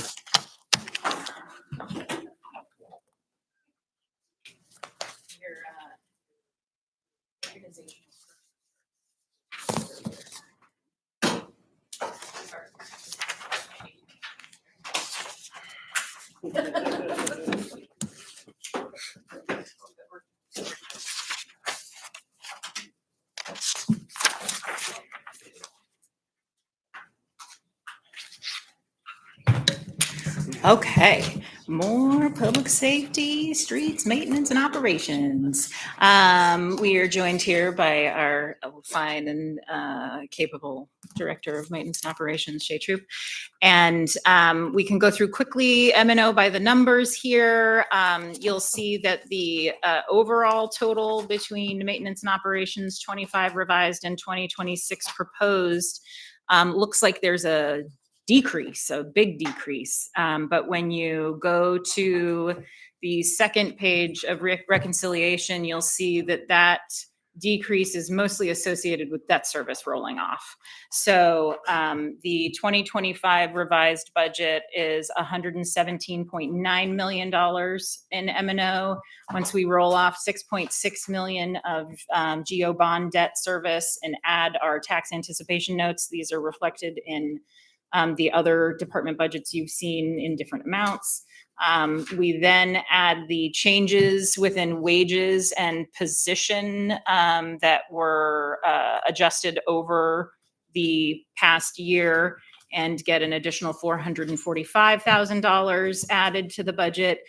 The Mountain View Community Center full year funding is the inclusion of an additional 6 months of funding for the community center operations that the Assembly approved as part of the budget last year. So that accommodates 12 months as opposed to 6. There's a small room tax adjustment, which is related to the fact that a portion of our general government room tax dollars are then distributed throughout departments that are key to tourism. So streets is one of those departments who gets some of that revenue allocation. And then a fleet increase of $379,000. That's the continuation level budget of $112.5 million. The voter approved O&M and the Girdwood service area changes bring it up to $112.7 million total overall. I have a quick question. So what portion of the Mountain View Community Center is funded through maintenance and operations? The facility portion. Okay, so that's lights and power and Correct. sewer and water and all The things. other operations are in the Parks and Rec budget. Okay, thanks. Other questions? Ms. Barley? Yeah, again, for kind of follow up, but I'm curious if you can characterize kind of the impacts or the implications on our very, spread out distributed road network on the work that you all have to do and then, the driving around that it takes. But I'm also curious because you manage facilities. I know there's been discussion about kind of what is our general deferred maintenance amount. So I'm curious what the status of that is because I think it's still in progress, but if you can characterize, because I know we've heard $1 billion from the school district on school buildings, facilities, and we've heard $1 billion on roads. So I'm curious on facility side, is it another $1 billion? Thank you. Yeah, I'll address the building portion first. We have not come up with a full total on that yet, but it is a huge number. We had the PAC assessment was done and that was $20 million or something in mechanical and electrical systems and building improvements that were years behind schedule. So it's going to be a huge number. As it pertains to the spread out nature of the city, it certainly has an impact on street maintenance operations. We have a tremendous amount of roadway to clear and maybe emergency nature isn't quite the correct categorization in a snow event, but it's pretty urgent to get the streets plowed out, and it certainly makes it more difficult when we're plowing 1,600 miles. And just a real quick follow-up, sorry, I think there's an echo. Does this budget, I know there's state roads, obviously, and there's that whole conversation about state versus city. How does our budget interact with state roads? Like, I know there's sometimes shared maintenance, or I'm just curious, like, not that it's changing, but just to understand, can we assume that there's any city money going into state road maintenance, things like, Fireweed or Northern Lights or any of those roads that we know are supposed to be state maintained? I'd have to get back to you on that. I want to give you a fully correct answer before I answer, but I don't think that's a huge issue. There has been some in the past, but I don't think it is a current condition. So I have myself in the queue and then Ms. Baldwin Day. And I would offer that in some cities I've lived in, like the District of Columbia, half an inch of snow is a declared snow emergency. And I don't think we should undersell reality that when the roads don't work, it's an emergency for people. I have a question I've asked for a number of years, and I'm going to keep asking until I'm not here, and hopefully somebody will ask it. Are we making any progress towards like text-based notification when your teams are coming through the neighborhoods to clear snow so that people have advance notice to move their car? I'm not talking about posting on Nextdoor or, a more targeted approach, because I think this is a system that could really help us clear the sidewalks for you so you could actually do your work efficiently. There has been some conversations about that. There's a pretty severe cost component to that we haven't found a way to bridge yet. We've finished up our GPS installation, which we're hoping is going to help people be able to track the, equipment that's rolling into their neighborhood and that they can move their cars kind of in real time. We're hoping that we get some good results from that. So what is a significant cost component? We have to change to the chair, we have to change, as my understanding, our Nixle subscription, and it's a substantial cost to be able to do that. So Tell me the scale so of we cost. can report back to you with Thanks, a that'd be budget helpful. number. Because I think we could actually save a lot of money in time because people could get through the work more efficiently if there was, but you didn't have to do this and then come back around. And I don't know. I just see a lot of potential. So thanks. I welcome again this conversation to get setbacks. Other members? Aaron, Ms. Baldwin. Yeah, thank you. We received a really fantastic report at a committee meeting that I am not going to remember which one it was at this point, potentially transportation, with Ms. Wint Pearson that related to sort of the timescale of plow outs. And I'm curious, what is the cost savings if we were to move from an 84-hour plow out to 96? What does that look like in terms of a cost savings in the operations category?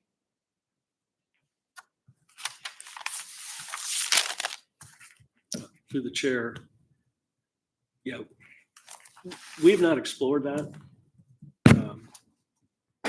I think we can do some thought work on figuring out what that might look like, but I don't know what savings off the top of my head could immediately be realized. But we'd have to talk to Courtney and everybody else to figure out what that capacity decrease would look like. Okay. The service level option. Yeah, if memory is serving me, there was a spreadsheet that maybe Mr. Colhase had that. No, you're remembering correctly. Am I- Absolutely. Yeah. Through the thank chair, you. number Golden Day. Absolutely. I think it's a surprising question only because everyone usually asks to have snow removed faster. So we've Yeah. spent a whole lot of time on how much would it take for us to do it faster. And no one has really asked the question, how much would it cost for you to do it slower? So we can certainly try to. He asked that.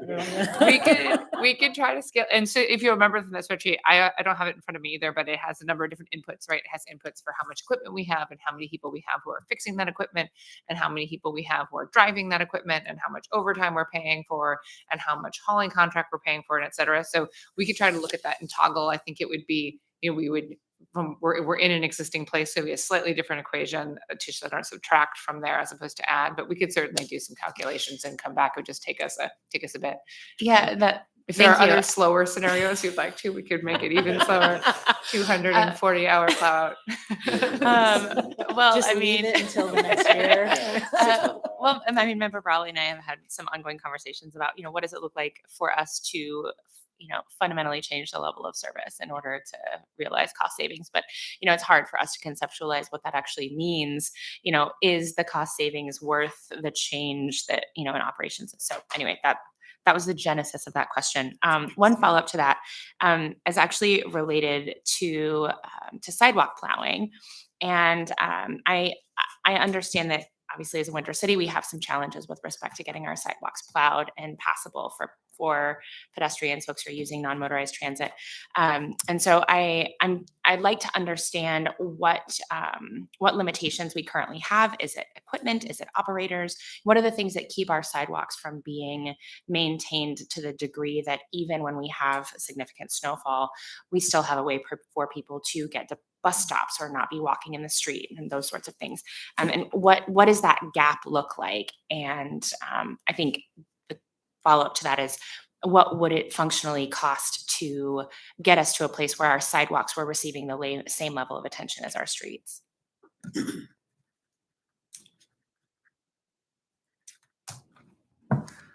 The sidewalk issue is pretty complicated. We have, state roads that are maintained and the city roads.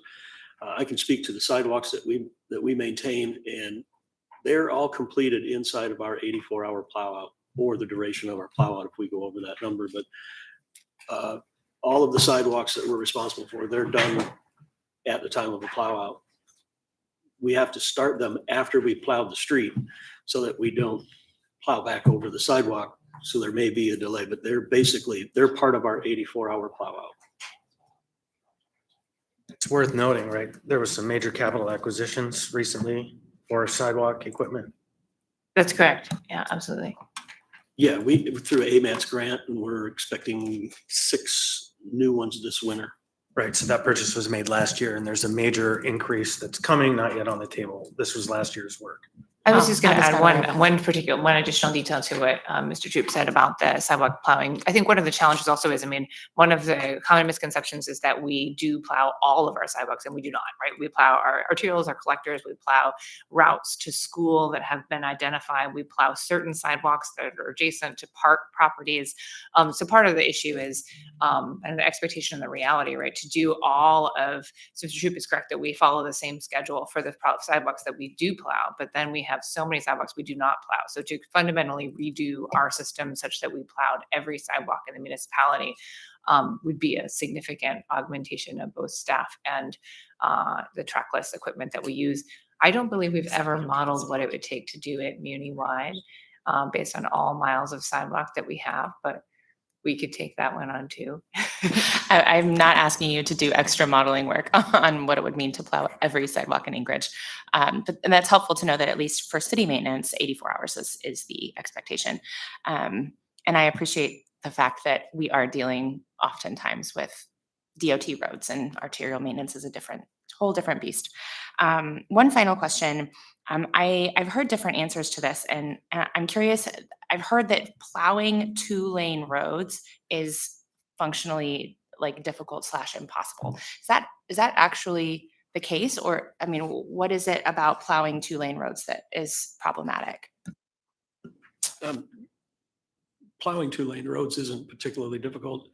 The problem is snow storage along the sides, and the 2-lane roads that we have now,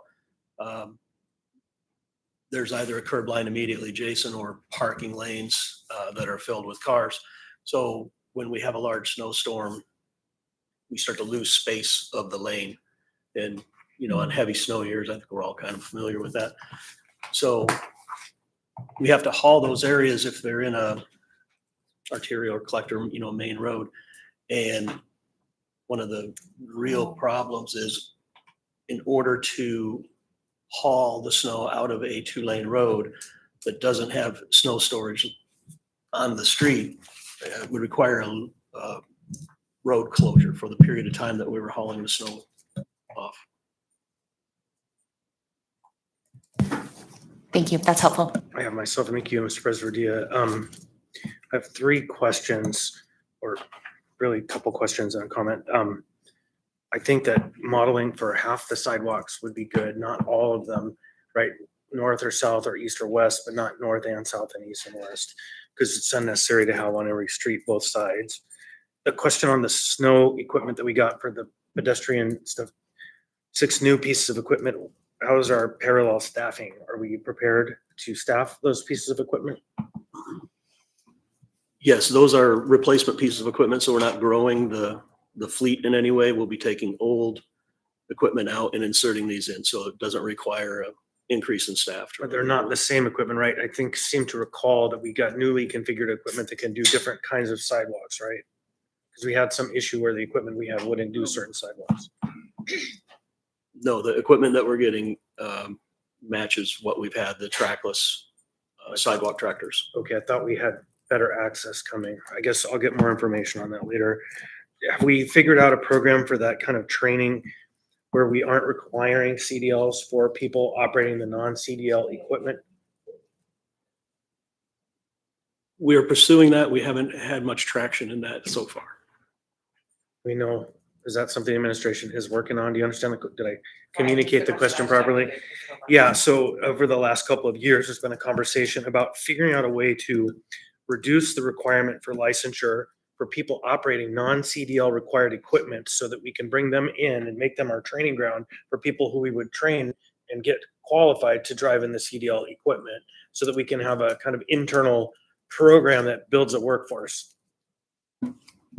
And I would say, I believe that some of that is happening right now because Mr. Van Landingham has been reclassifying some of his positions to make them what are they called, street maintenance assistants, to do kind of exactly what you're talking about. Because as I understand it, Mr. Shoup can speak to it more in depth, is that the workforce is shifting a bit. We have people who are retiring and we're bringing in newer, younger people to try and train them and equip them to be part of our operating team. So we are doing some of that right now in real time, reclassifying positions to mirror the people that we're trying to recruit, which are targeting people who don't have nearly as much training and certification as some of the people we're replacing because of the nature of how the workforce is shifting and our need to keep people coming in the pipeline. Mr. Falsey. And I will say this is a real issue and a known issue, which we haven't made a huge amount of progress on, but we are trying to work. I think it was a surprise to me to learn that there was a federal law change which made it harder to acquire a commercial driver's license. In the past, it was a relatively inexpensive thing to do, and it didn't take a lot of time. Federal law changes made it much more expensive and a little bit more like a pilot's license. We have to have time in seats. And so it's not just the municipality that's having trouble finding commercial driver's license holders. It is the commercial business industry as well. We've been exploring various ways to sort of grow our own CDLs, and that's involved talking to a number of the unions who have training facilities, and also looking to see if there isn't a way to partner with the university. We're not there yet, but we are making some inroads, and I can report that AWU actually just recently surplused a truck vehicle to the diesel program. They don't yet have the ability to grow commercial driver's license holders, but we are hoping that it can move in that direction. So known issue, and we are working it. That's really to the folks who are going to be continuing the line here, that the idea of growing our own workforce is critical in a time when it's hard to find people to work. Bring them in, keep them, grow them is cheaper than recruiting off the street and trying to find a new one. And so thank you for that work. I have just one last note to make. Last night at the Fairview Community Council, it was asserted through their Reconnecting Communities program that their contractor just finished a traffic study on Gamble and Ingra. And back in 2013, I went and fought with the legislature, got 300,000. We did a traffic study of the corridor to analyze how to fix some of the problems there. And the traffic study then came back that the level of service on Gamble and Ingra was D, which is an acceptable level of service. But to do what we wanted, which was to put it on a diet, make it safer for people walking, we would have to do some engineering that they announced last night at their community council. And I'm looking forward to getting the actual report. Level of service on Gamble, according to their study right now, is A, which is an obscene level of service, but that's for cars. For pedestrians, it is level F. It fails. And that gets to the point of all of the work that's been happening about looking at neighbors where people live, how they get to work, how the streets are maintained. And I know that's the state's facility. So we just can never separate those conversations too much because we're deeply in bed with them. But to, I think, Ms. Baldwin-Day's point about how are we going to wrestle with these things, what I think the state has done in 2010, their engineer said to us in this room, actually, if you guys don't behave, we're just going to put up an 8-foot tall fence and channelize the traffic, and you'll have to figure it out. If you drive up and down Gamble Street right now, they've gotten the public to buy their own 8-foot tall fences because the corridor is so hostile. And so I think there's a lot of work that needs to be done in that area and on all of our roads. And I thank you, and in particular, Mr. Van Landingham, for the daily in and out work of fixing the potholes, fixing the broken parts of our road, getting the snow up when there's a problem. And if you all don't know Paul, these new members, you should know Paul. With that, I'll give the floor to Mr. Presverdy and then Mr. Bond. I lost my, let's see, I'm trying to remember my questions now. The first one is, going back to, we asked this question on a few departments, but curious just in terms of the, over the last couple of years, with the new administration, there was lots of vacancies within our municipality, and this last year, many departments, we've been kind of building a lot of that back. What is your current status in terms of generally your the vacancies? Are you fully staffed? Are there areas within your division that are still have vacancies? If you can give us kind of a general update on that, that'd be helpful. We're conducting interviews actually today for street maintenance, and we're having some success filling positions. We've increased the number of medium scale operators that we have, and we're going to have those positions filled. We anticipate very soon. So we'll be going into winter with all of our heavy and medium operators, and we're working right now to fill our light seasonal positions, people that just come out and work for the winter. So the tide has turned a little bit. We're having some success filling positions that we haven't necessarily been able to do in the last couple of years. Do you currently have significant vacancies within your departments? We have a fair amount in street maintenance and in fleet maintenance. Generally speaking, facilities and communications, we're pretty full. Okay. Just second, I like the other departments. I love the icons for all the different fleet you have but there's a whole bunch that are missing in there, snow blowers and things. I was looking for those little icons. I would like to see those. Last question, hopefully this doesn't sound silly, but I was just recently over at the new hotel, and they have put in heated sidewalks. And I know that Conoco is doing some of that same kind of thing. I'm curious, I know we can't do that across our whole city, but I'm curious about the use of that in terms of management of snow, and whether that's something that we're considering in some areas as a way to manage sidewalks. Is that something that the city is using or planning to use at all? I think that would probably be a policy decision at that scale. Yeah, I mean, I guess that the question that I have from your perspective is that a cost-effective method of managing snow and sidewalks at all, or is it not? I do not believe it's cost effective. No, okay. Is that something that we're utilizing at all as a city? I would say I think we're thinking about it, although all of us have mostly anecdotal answers. We have previous experience with some of the heated sidewalks that were constructed downtown that ended up being very challenging and problematic to maintain for a variety of reasons. They had all kinds of under subsurface challenges. I have heard from Mr. Begich, who developed the hotel, that he's using some kind of newer product that may be more cost effective. We haven't done a deep dive into it, but it's absolutely something we've kind of kicked around a bit. Yeah, thanks. Next, I have Mr. Bond. Thank you. Yeah, going back to the sidewalk, sidewalk plowing. First of all, are those new? Are we going to have a naming contest for the new sidewalk plows? Could be fun. Just throwing that out there. Oh, are they named? Yes, sorry, apologies. Through the chair to Member Volland. Yes, those are actually part of the naming. So they will Wonderful. be named. We have the whole bevy of names. So all of the new pieces as they come in will get their names and their GPS trackers. And I think that's like Lady Gaga and those things are on there. Lady Yes, Gaga. sir. I love them. Yes.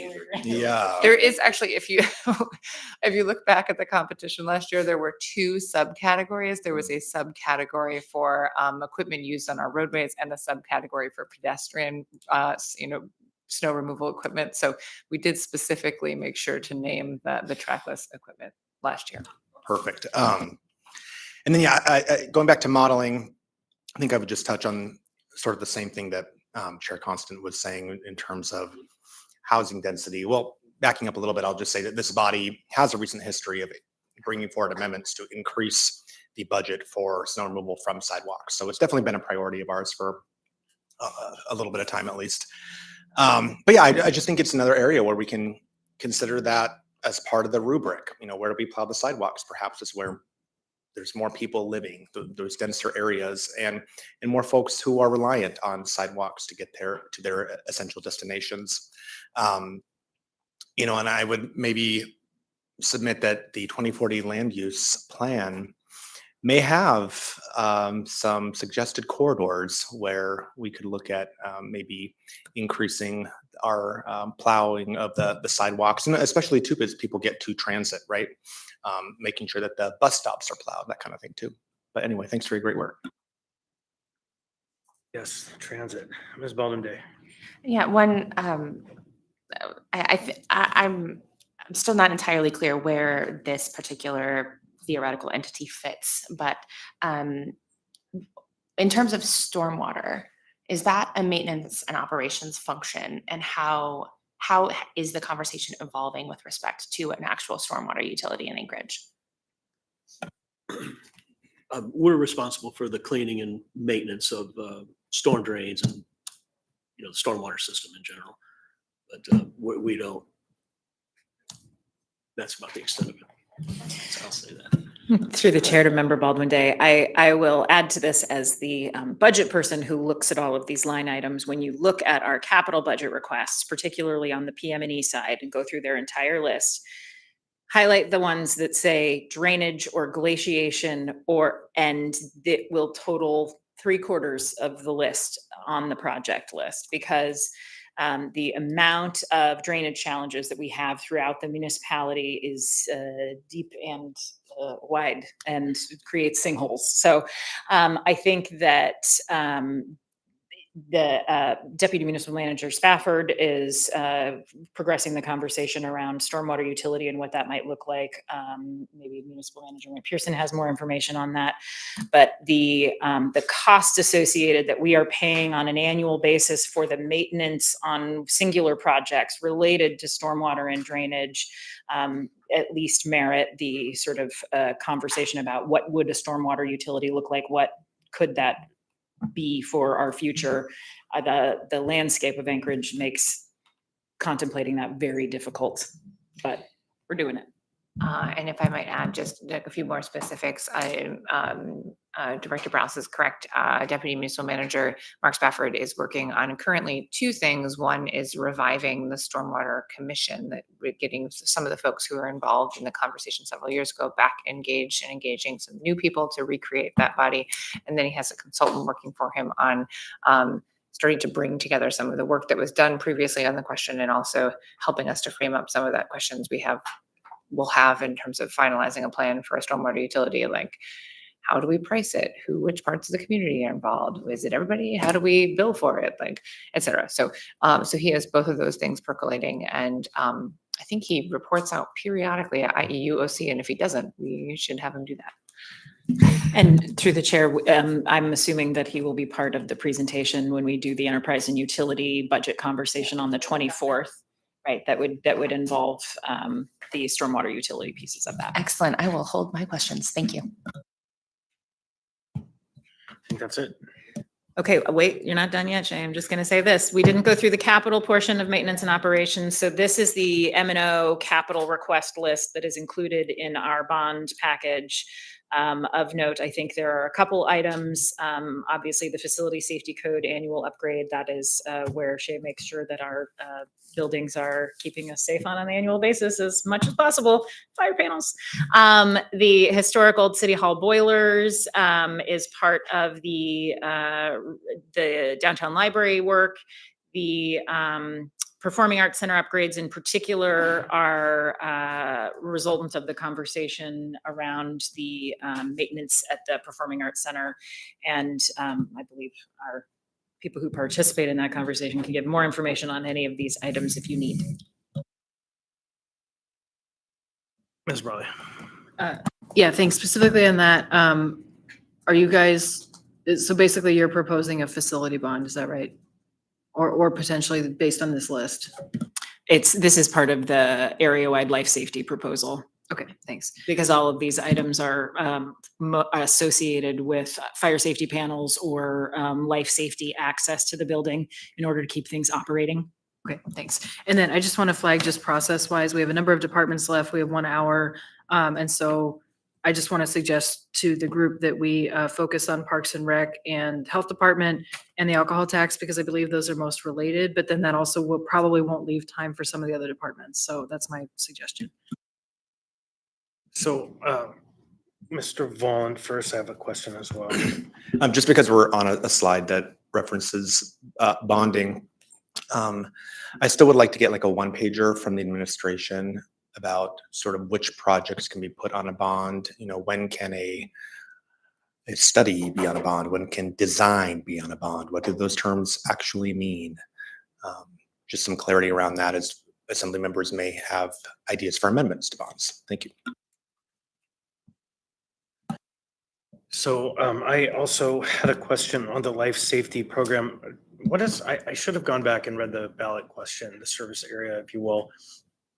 Is it just access and roads?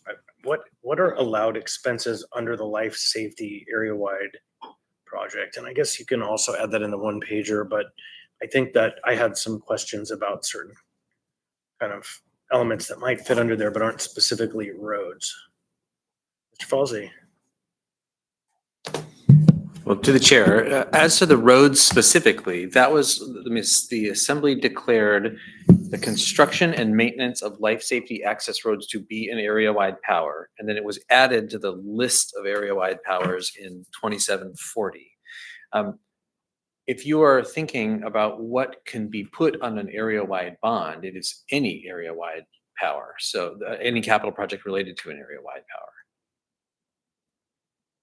And that's animal control, assessment and collection, education, fireworks control, library, mass transit, et Elections. cetera. Where would Elections. elections fit? Yeah. It would fit under an area-wide. Okay, thank you. Other questions? Okay, thank you. We do have an hour, so let's make the most of an hour. I think this will be the first year in a while we will have used up every minute. Did we? I thought we broke early. A lot of people are just learning too. So Get it. We got a 5-minute break, with just 5. Don't go too far.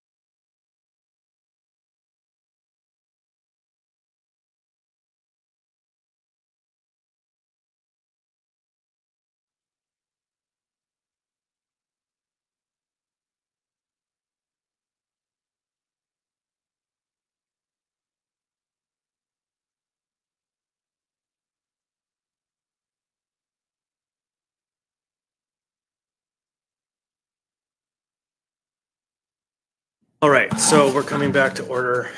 Ms. Browse, lead the way.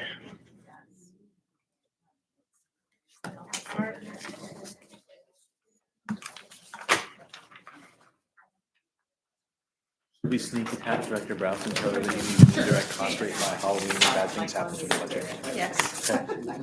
I am,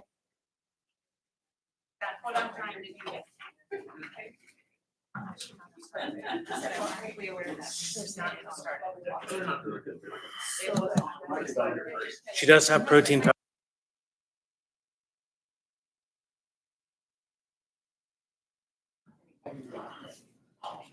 Okay, so we are diving in.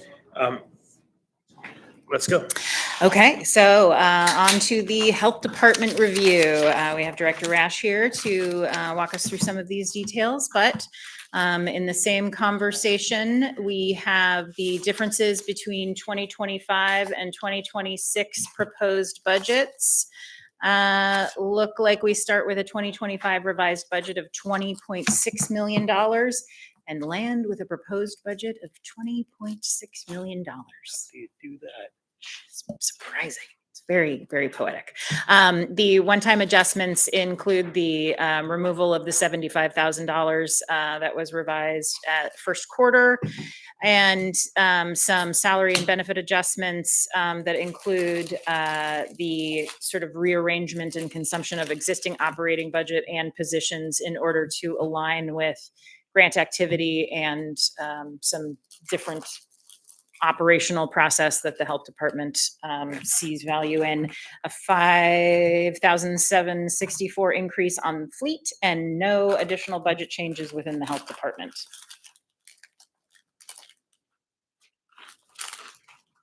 Those fleet costs paid for by the fleet levy? No, they are not, because that is an ARDSA heavy equipment levy, and this is the health department. So this is a general government fleet cost. Yeah, I think, I'm just thinking back to kind of some changes in what was used to be in this budget, which is not now, but just wondering, for example, the safety center and safety patrol contract that moved over. So, and I know part of that was because your department has been very overloaded with a lot of responsibilities. And so I'm curious, just, obviously this isn't showing growth or responding probably to any increase in need, but just wondering, has some of those shifts already alleviated some pressure, or kind of are things working okay now? Yeah, Kimberly Rash, Anchorage Health Department. So I would say overall, we're doing quite well. I think a lot of that was due to the high vacancies that we had. We have only 9 vacancies currently in the whole department. Yeah, so it's been a long journey. So super excited about that.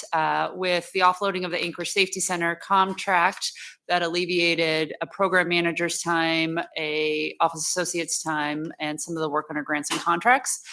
I would say it sort of evened out because now in 2025, we took sort of over the marijuana tax. And so that in itself has created some additional work in managing those contracts and grants.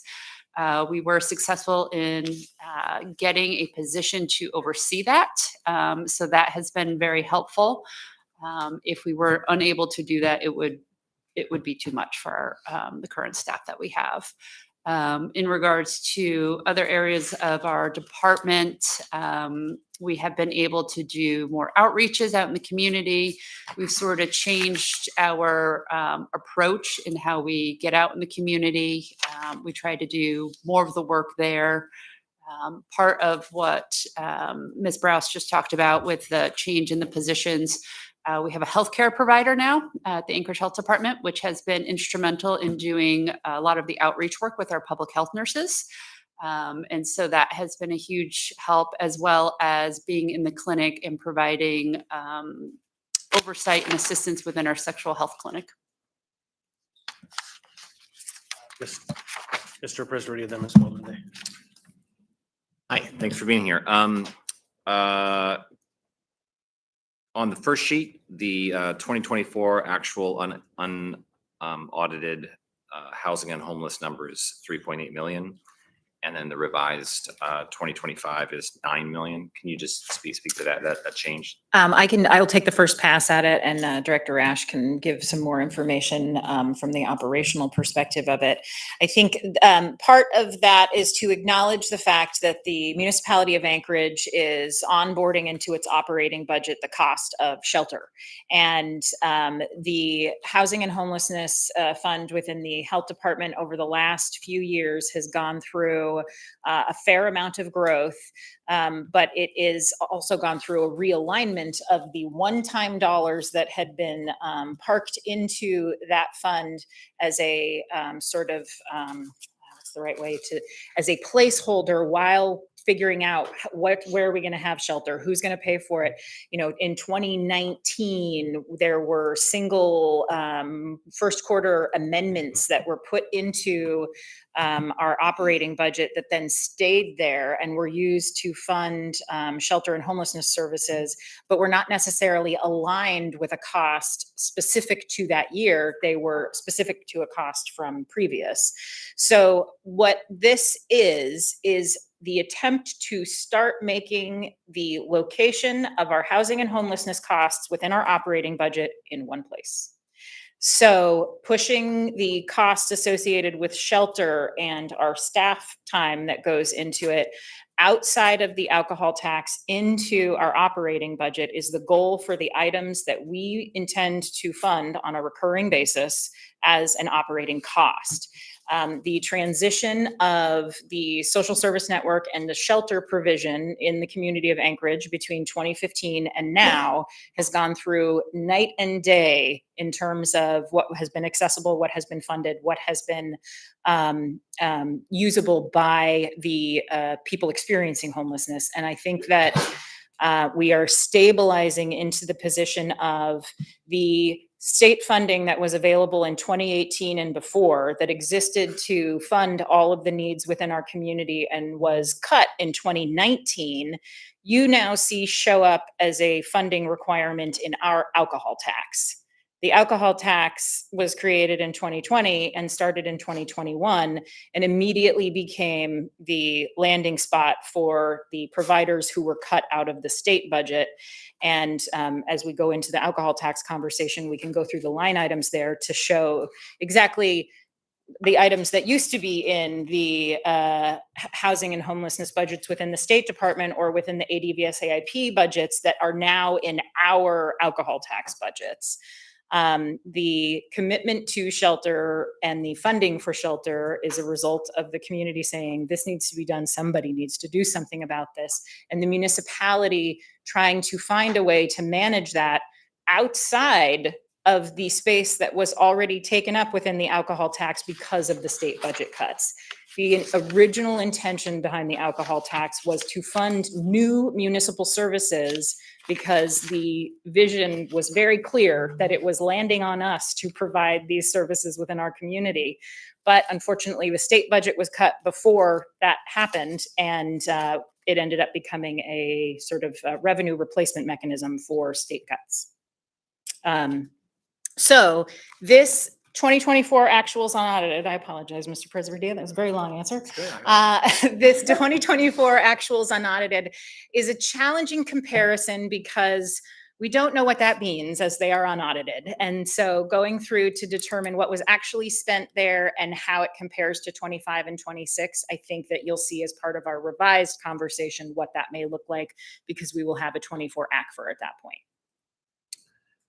Thank you. Yeah, I look forward to that conversation, and I really appreciate the effort to try to put the costs related to this work into one place. I think that there's still more work to be done with that. Obviously, there's other areas, but just getting a sense of what we're investing and where we're investing, it's really important. And so, in the breakout, I guess what I would love to see, and we don't need to do this today, but I'd love to dig into a little more detail on this, on the housing and homeless summary sheet, and dig into what's in there and where it's all going, and what part of it's shelter and what part of it's the contractual and all of that. So, but I don't think we need to do that here today. But I think that getting a sense of what we're investing in and what's one time and what's our intention to be sort of ongoing in investments is really important for me to.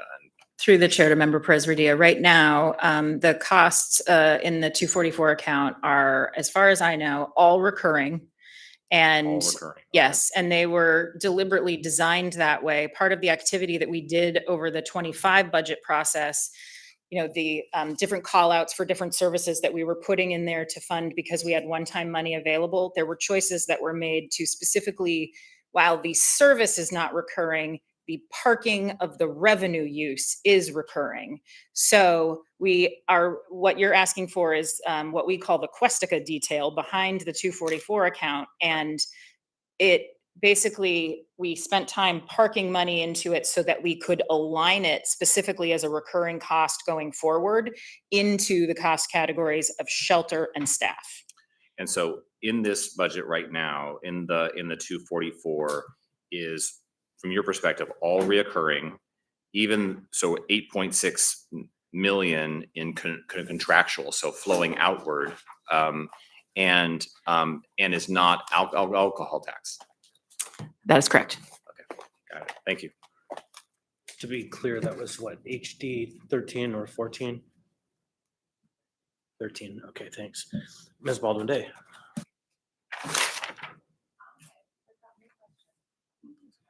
You'll come back to it, Ms. Silvers.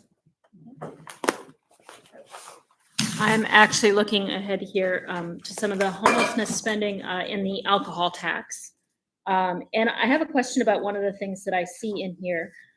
So when we approved the contracts for the congregate shelters, I remember we had a lot of conversation about the surge capacity, whether that was going to be surge capacity versus permanent capacity. And one of the questions I had asked at the time was how much extra are we going to need to add to these contracts for surge capacity?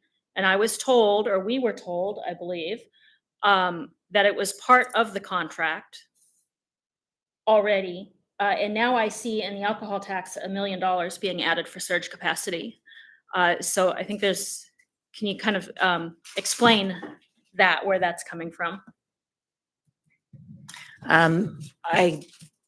I will try through the chair to member Silvers. I think that may have been a miscommunication in terms of surge capacity is part of the negotiated contract in that they have it as available if and when we need to pull that lever.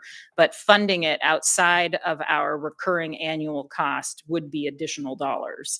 And so the dollar amounts that are in the operating budget are associated with the actual contractual costs required based on the signed contract. Surge capacity is over and above those annual costs, and it's included in the alcohol tax. Ms. Baldwin Day. Thank you. It came back to me. I'm curious, of the 63 total staff that are currently at the health department, how many of those have some sort of grant oversight or grant program management responsibility? Sorry, can you repeat the question, please? Thank you. Sure. So of the 63 staff at the health department, how many of those individuals have some kind of grant making or grant management responsibility as part of their work plan? Thank you, through the chair. So that number that you see on this document, that only accounts for those that are funded out of operating dollars. So in totality at the health department, we have 124 staff. Out of that, we have 5 now that have the day-to-day operations of applying for grants, maintaining the grants, maintaining contracts, negotiating contracts. Yeah. And one follow-up to that. So of those, so those 5 staff, are they working on both like the department as like a grant recipient and also the department as a grantor, or Yes, both. Okay, great. So 5-ish. And are those all in, are those positions all held sort of in the same division, or are they sprinkled? They are under the grants and contracts team, which is held within the administration division. Thank you. Other questions? So is that the end of the report, or are we still a little bit more? That's the end of the report for the health department. Okay, then why don't we move on to the next one in the interest of time? Parks and Rec, everyone's favorite.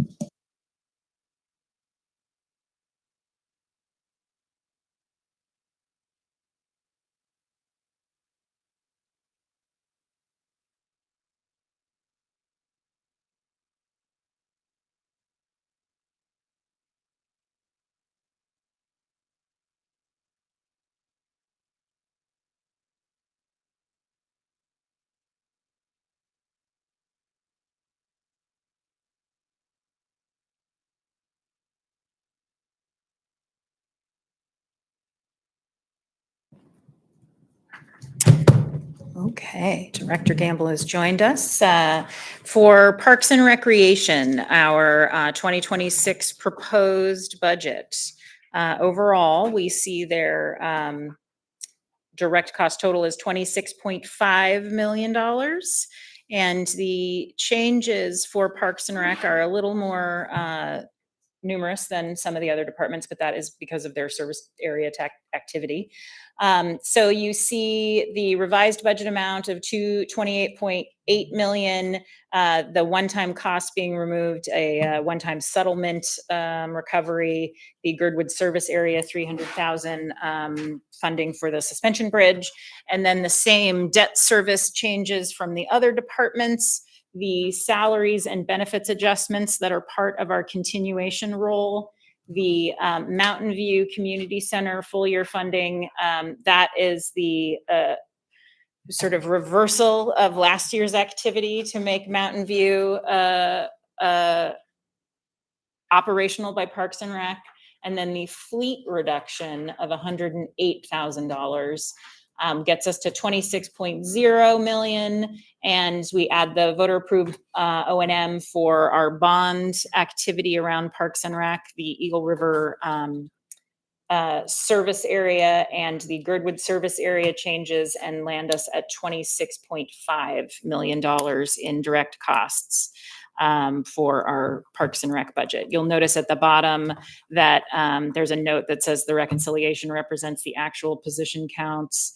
The position counts between the department and division may be different, and that is partially because of funding in other areas, aka alcohol tax, other service areas, et cetera.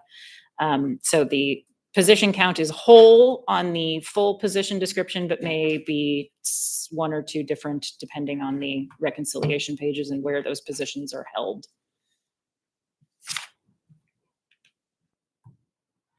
And this is their capital list to go with the operating side. Ms. Baldwin. Yeah, thank you. And welcome. Is this the first time that you've gotten to do the formal budget process? No, I've sat through these quite a bit. Okay, Yeah. I was curious. So looking at the Parks and Rec staffing, I absolutely understand the need for part-time staff, seasonal staff. I'm curious if there is a potential cost savings if some of the part-time staff actually were full-time positions or year-round positions. Do we have data on like what it looks like to? Sure, if you want. We can. Thank you. Well-charted conversation, Ms. Browse. Through the chair to Member Baldwin Day, the answer is yes, we do know a lot of those numbers. Is there a cost savings associated with going from part-time to full-time? No. Is there an efficiency of service and a recruitment and retention resolution? Yes. I also think that part of the conversion from full-time to part-time when it originally happened 15 years ago, I think that the L71 bargaining unit went from maybe 200 or 300 multiple full-time down to part-time employees, specifically as a revenue measure, as a way to save dollars. I think over time, as we've seen the community change and the demands for these jobs change, that Director Gamble and the department have explored transitioning those positions, or at least some of those positions, back to full-time positions because the work demand is real. And ultimately what happens is in the seasonal transition where we have one job that's running in two sections of the year, but really doing the same work, what we have mostly created is a challenge for HR and our staff onboarding process, because those seasonal transitions double the amount of work required. And then it also potentially triple or quadruples the amount of work because those positions aren't retained for very long because of the nature of their part-time seasonal unbenefited status. So I think there are actually a handful of conversions that you can see on the position budgeted detail in the budget book within the Parks and Rec line item that shows people or positions going from part-time or seasonal into full-time positions. And so you can see that conversion. I think we did some of those last year. And the intention is to continue that under analysis and assessment based on what operations can handle, what makes sense to Director Gamble and her team, and what the budget can afford. And then, thank you for that. I look forward to seeing more such transition, particularly if it gives us some employee hour savings on the administrative side of the house. That seems like a good deal. In a similar vein, one of the things that has certainly been top of mind for my constituents this summer is just the volume of trash that is in our waterways, in our parks, and our green spaces. I recognize that the Healthy Spaces team has done a yeoman's work to try to address that challenge. I'm curious what, again, this is going to be my question for, I think, almost every department. What does an optimal staffing situation look like for Healthy Spaces? And I'm assuming that number is massive, but what does that really look like? I mean, if we were to address in a meaningful way the volume of garbage that we have in our city, how many people does that represent working through the summer months to try and remediate that issue? Through the chair, I'll vamp while she pulls up her computer. The spreadsheets are coming out now. I did this work recently. Anyway, so this is well-timed. We're actually doing a lot of this visioning right now, thinking about how to give life to the new surcharge that was passed regarding. So this is good timing, and Ms. Gamble has a lot of Thank you for spreadsheets. reading my mind, Ms. Whitpearson. And while she's Work in pulling that progress, up, but very in progress. yes, we will. I'll go ahead and I'll just take this opportunity to say right now, the Healthy Spaces team is still currently budgeted in the alcohol tax. And that is because the revenue mechanism from SWS has not been fully realized. We haven't operationalized what that transition may look like. And we didn't want to do anything to the operational capacity or the work of Healthy Spaces in advance of that. So we're taking our time to figure out what that really needs to look like. And so part of our proposal would be to come up with the actual use of this funding and how we can make that transition and what that service capacity change looks like, and make that part of both SWS's budget and the municipal budget at first quarter revisions. That doesn't necessarily mean that we have to wait to implement it until first quarter, but that would be where the first official full budget revision of those entities comes from. And would we expect to see, as the new fee structure comes into place, there would be a decrease in our current funding mechanism and you understand what I'm saying? With the increase in the revenue Replacement. Thank you. Thank you for the right words. If I just Yes. need to answer that slightly though, as well, little nuance, two things. One, we heard from the SWS director, they can't actually implement the fee until the beginning of the year because of some regulatory requirements. So don't look for it now. And the interim, the beginning of the fund, there was an intent to see it overlap, because what we need to do is build a new team and not lose the old team and keep management in place so that when the teams do merge, it's not a new thing. It's a completely true to the model that's been really working. And so I just want people to recognize it's not a one-for-one replacement until it's operating, then it will be. But in the interim, as it starts to ramp up, there will be some expenses on one side building a team and some expenses maintaining a team until such a time as it's unified into whatever the administration operationalizes it to. And through the chair, I would suggest that the intent was not for a, another source of revenue to make this happen. The intent is to make the revenue match the service being provided in terms of it is about trash. It is being, it's the tonnage of trash. Therefore, making it part of that conversation around how SWS collects and assesses for trash means that we are compensating for this public need with the actual sale and consumption that's happening of the trash.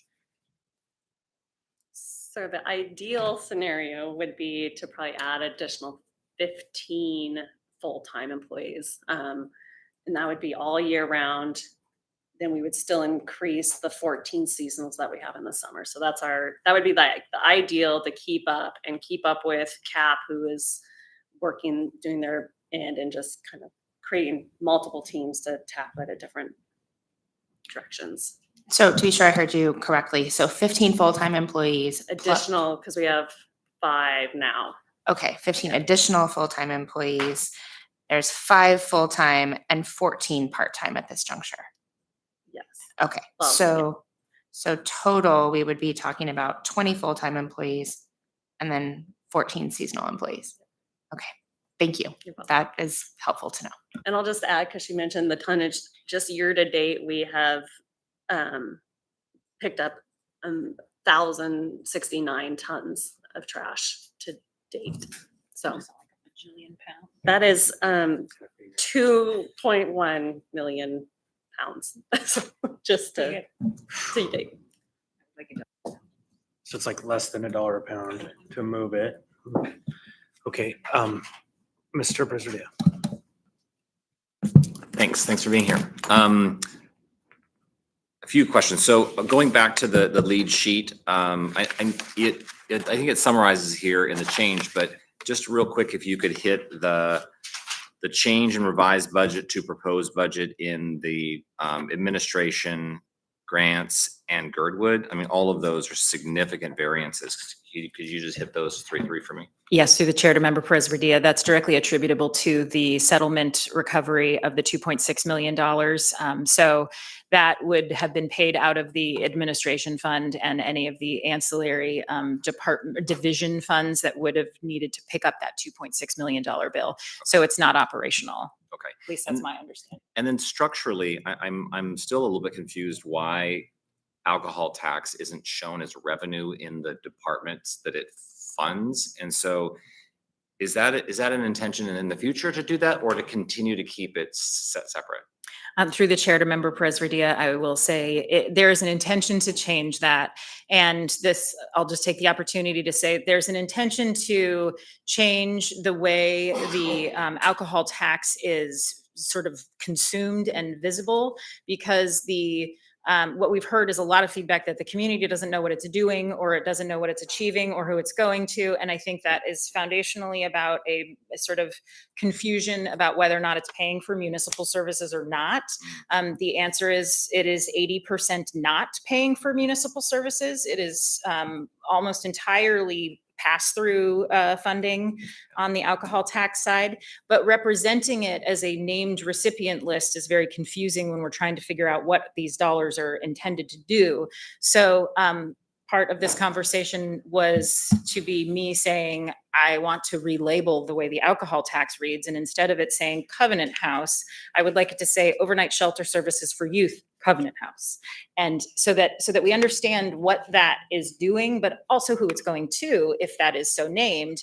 In the long run, ultimately, I would prefer that we not be a granting entity, and that we have procurement processes that make this actually known to the public that we are providing these services either through municipal staff or contractual services, and aligning that as a solitary revenue source creates a conflict in how that is viewed. So drawing the alcohol tax into the departmental budgets as a revenue source is ideal, with a programmatic budget focused around housing and homelessness and all of those ancillary services, not necessarily being the alcohol tax, but being the budget of housing and homelessness services, which I believe is what we have been working towards through this process. So I think there's more to come on that.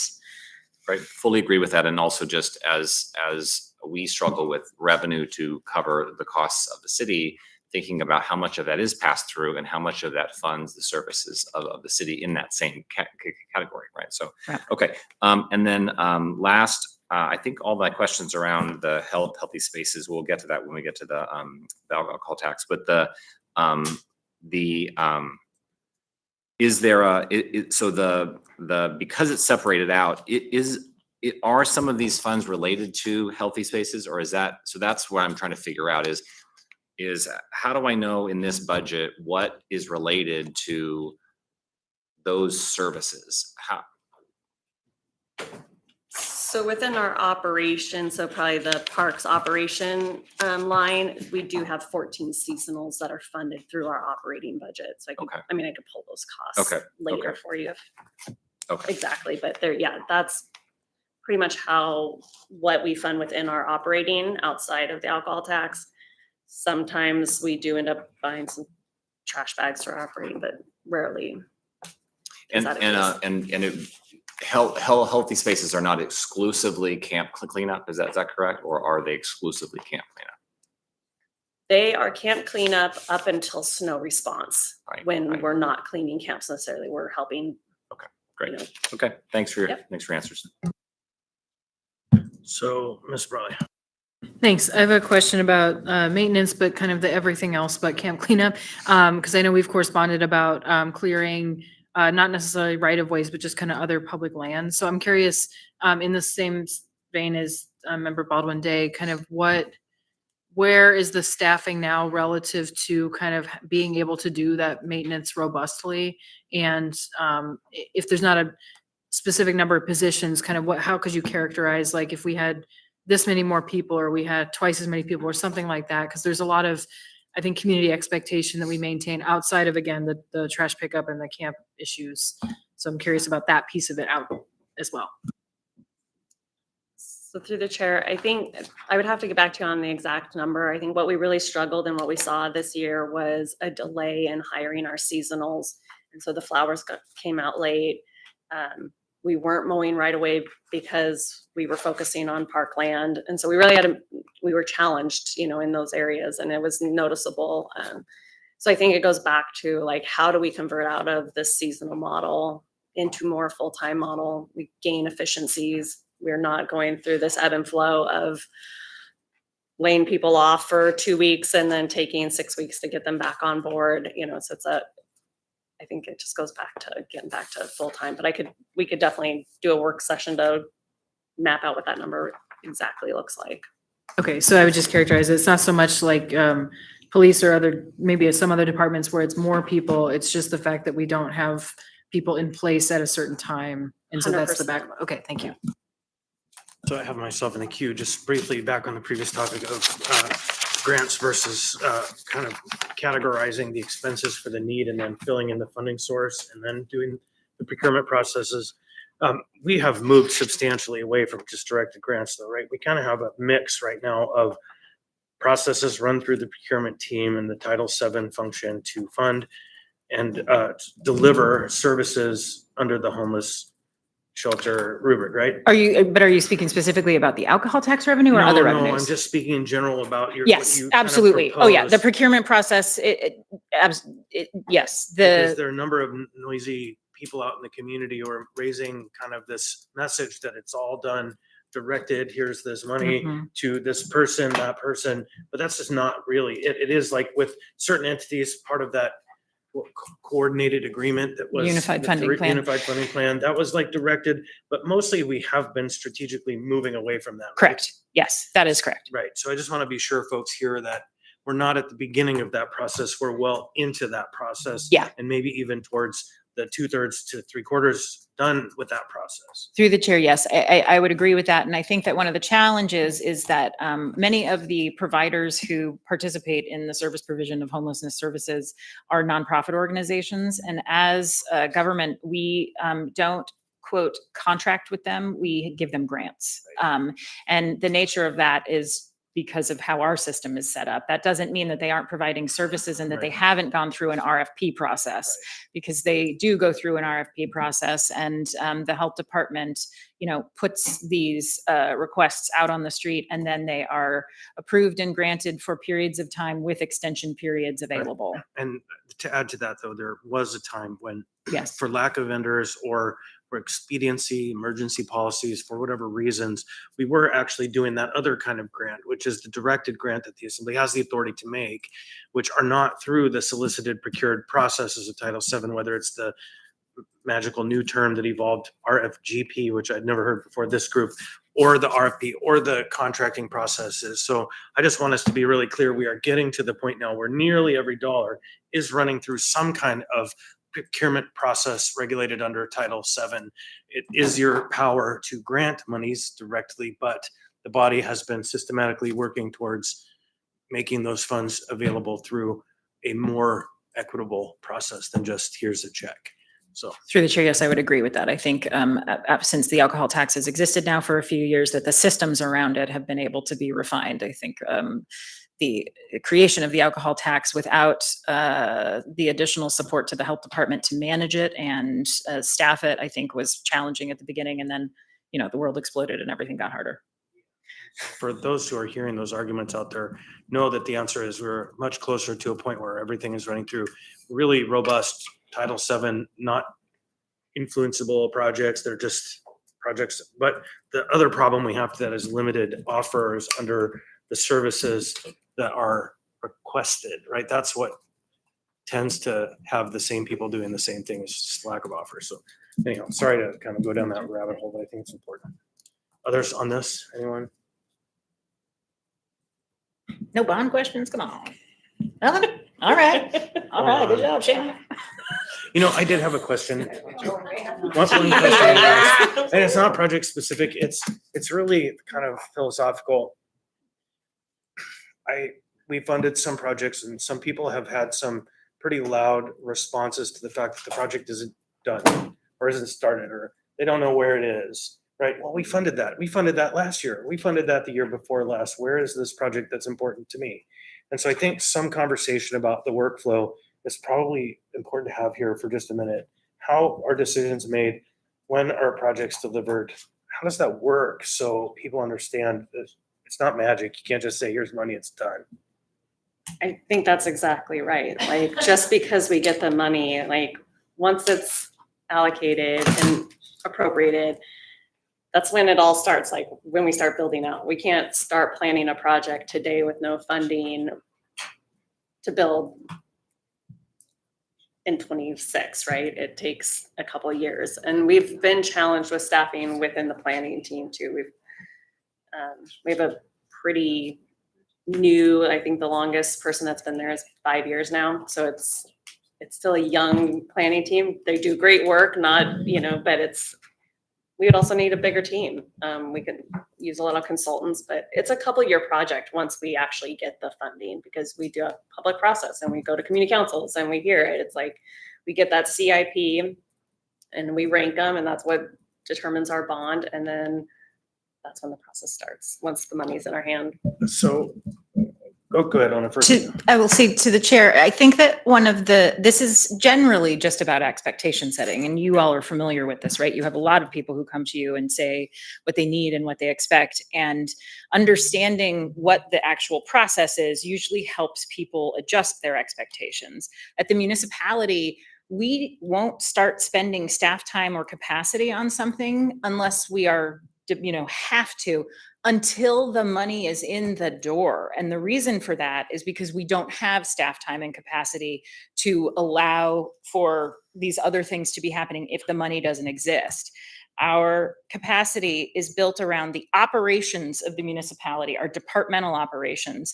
The work that we are able to do on top of keeping everything running on a day-to-day basis is what gets constrained when we have vacancies. So anything outside of taking the trash out stops happening when we don't have anybody to do the job. And then we have run a sort of long-range delay across the board for all planning related projects, all construction related projects, and getting that ball rolling again means just because we have done the appropriation at the bond level doesn't mean the work is over. It just means that now we know we can go do the work because the funding has been acquired.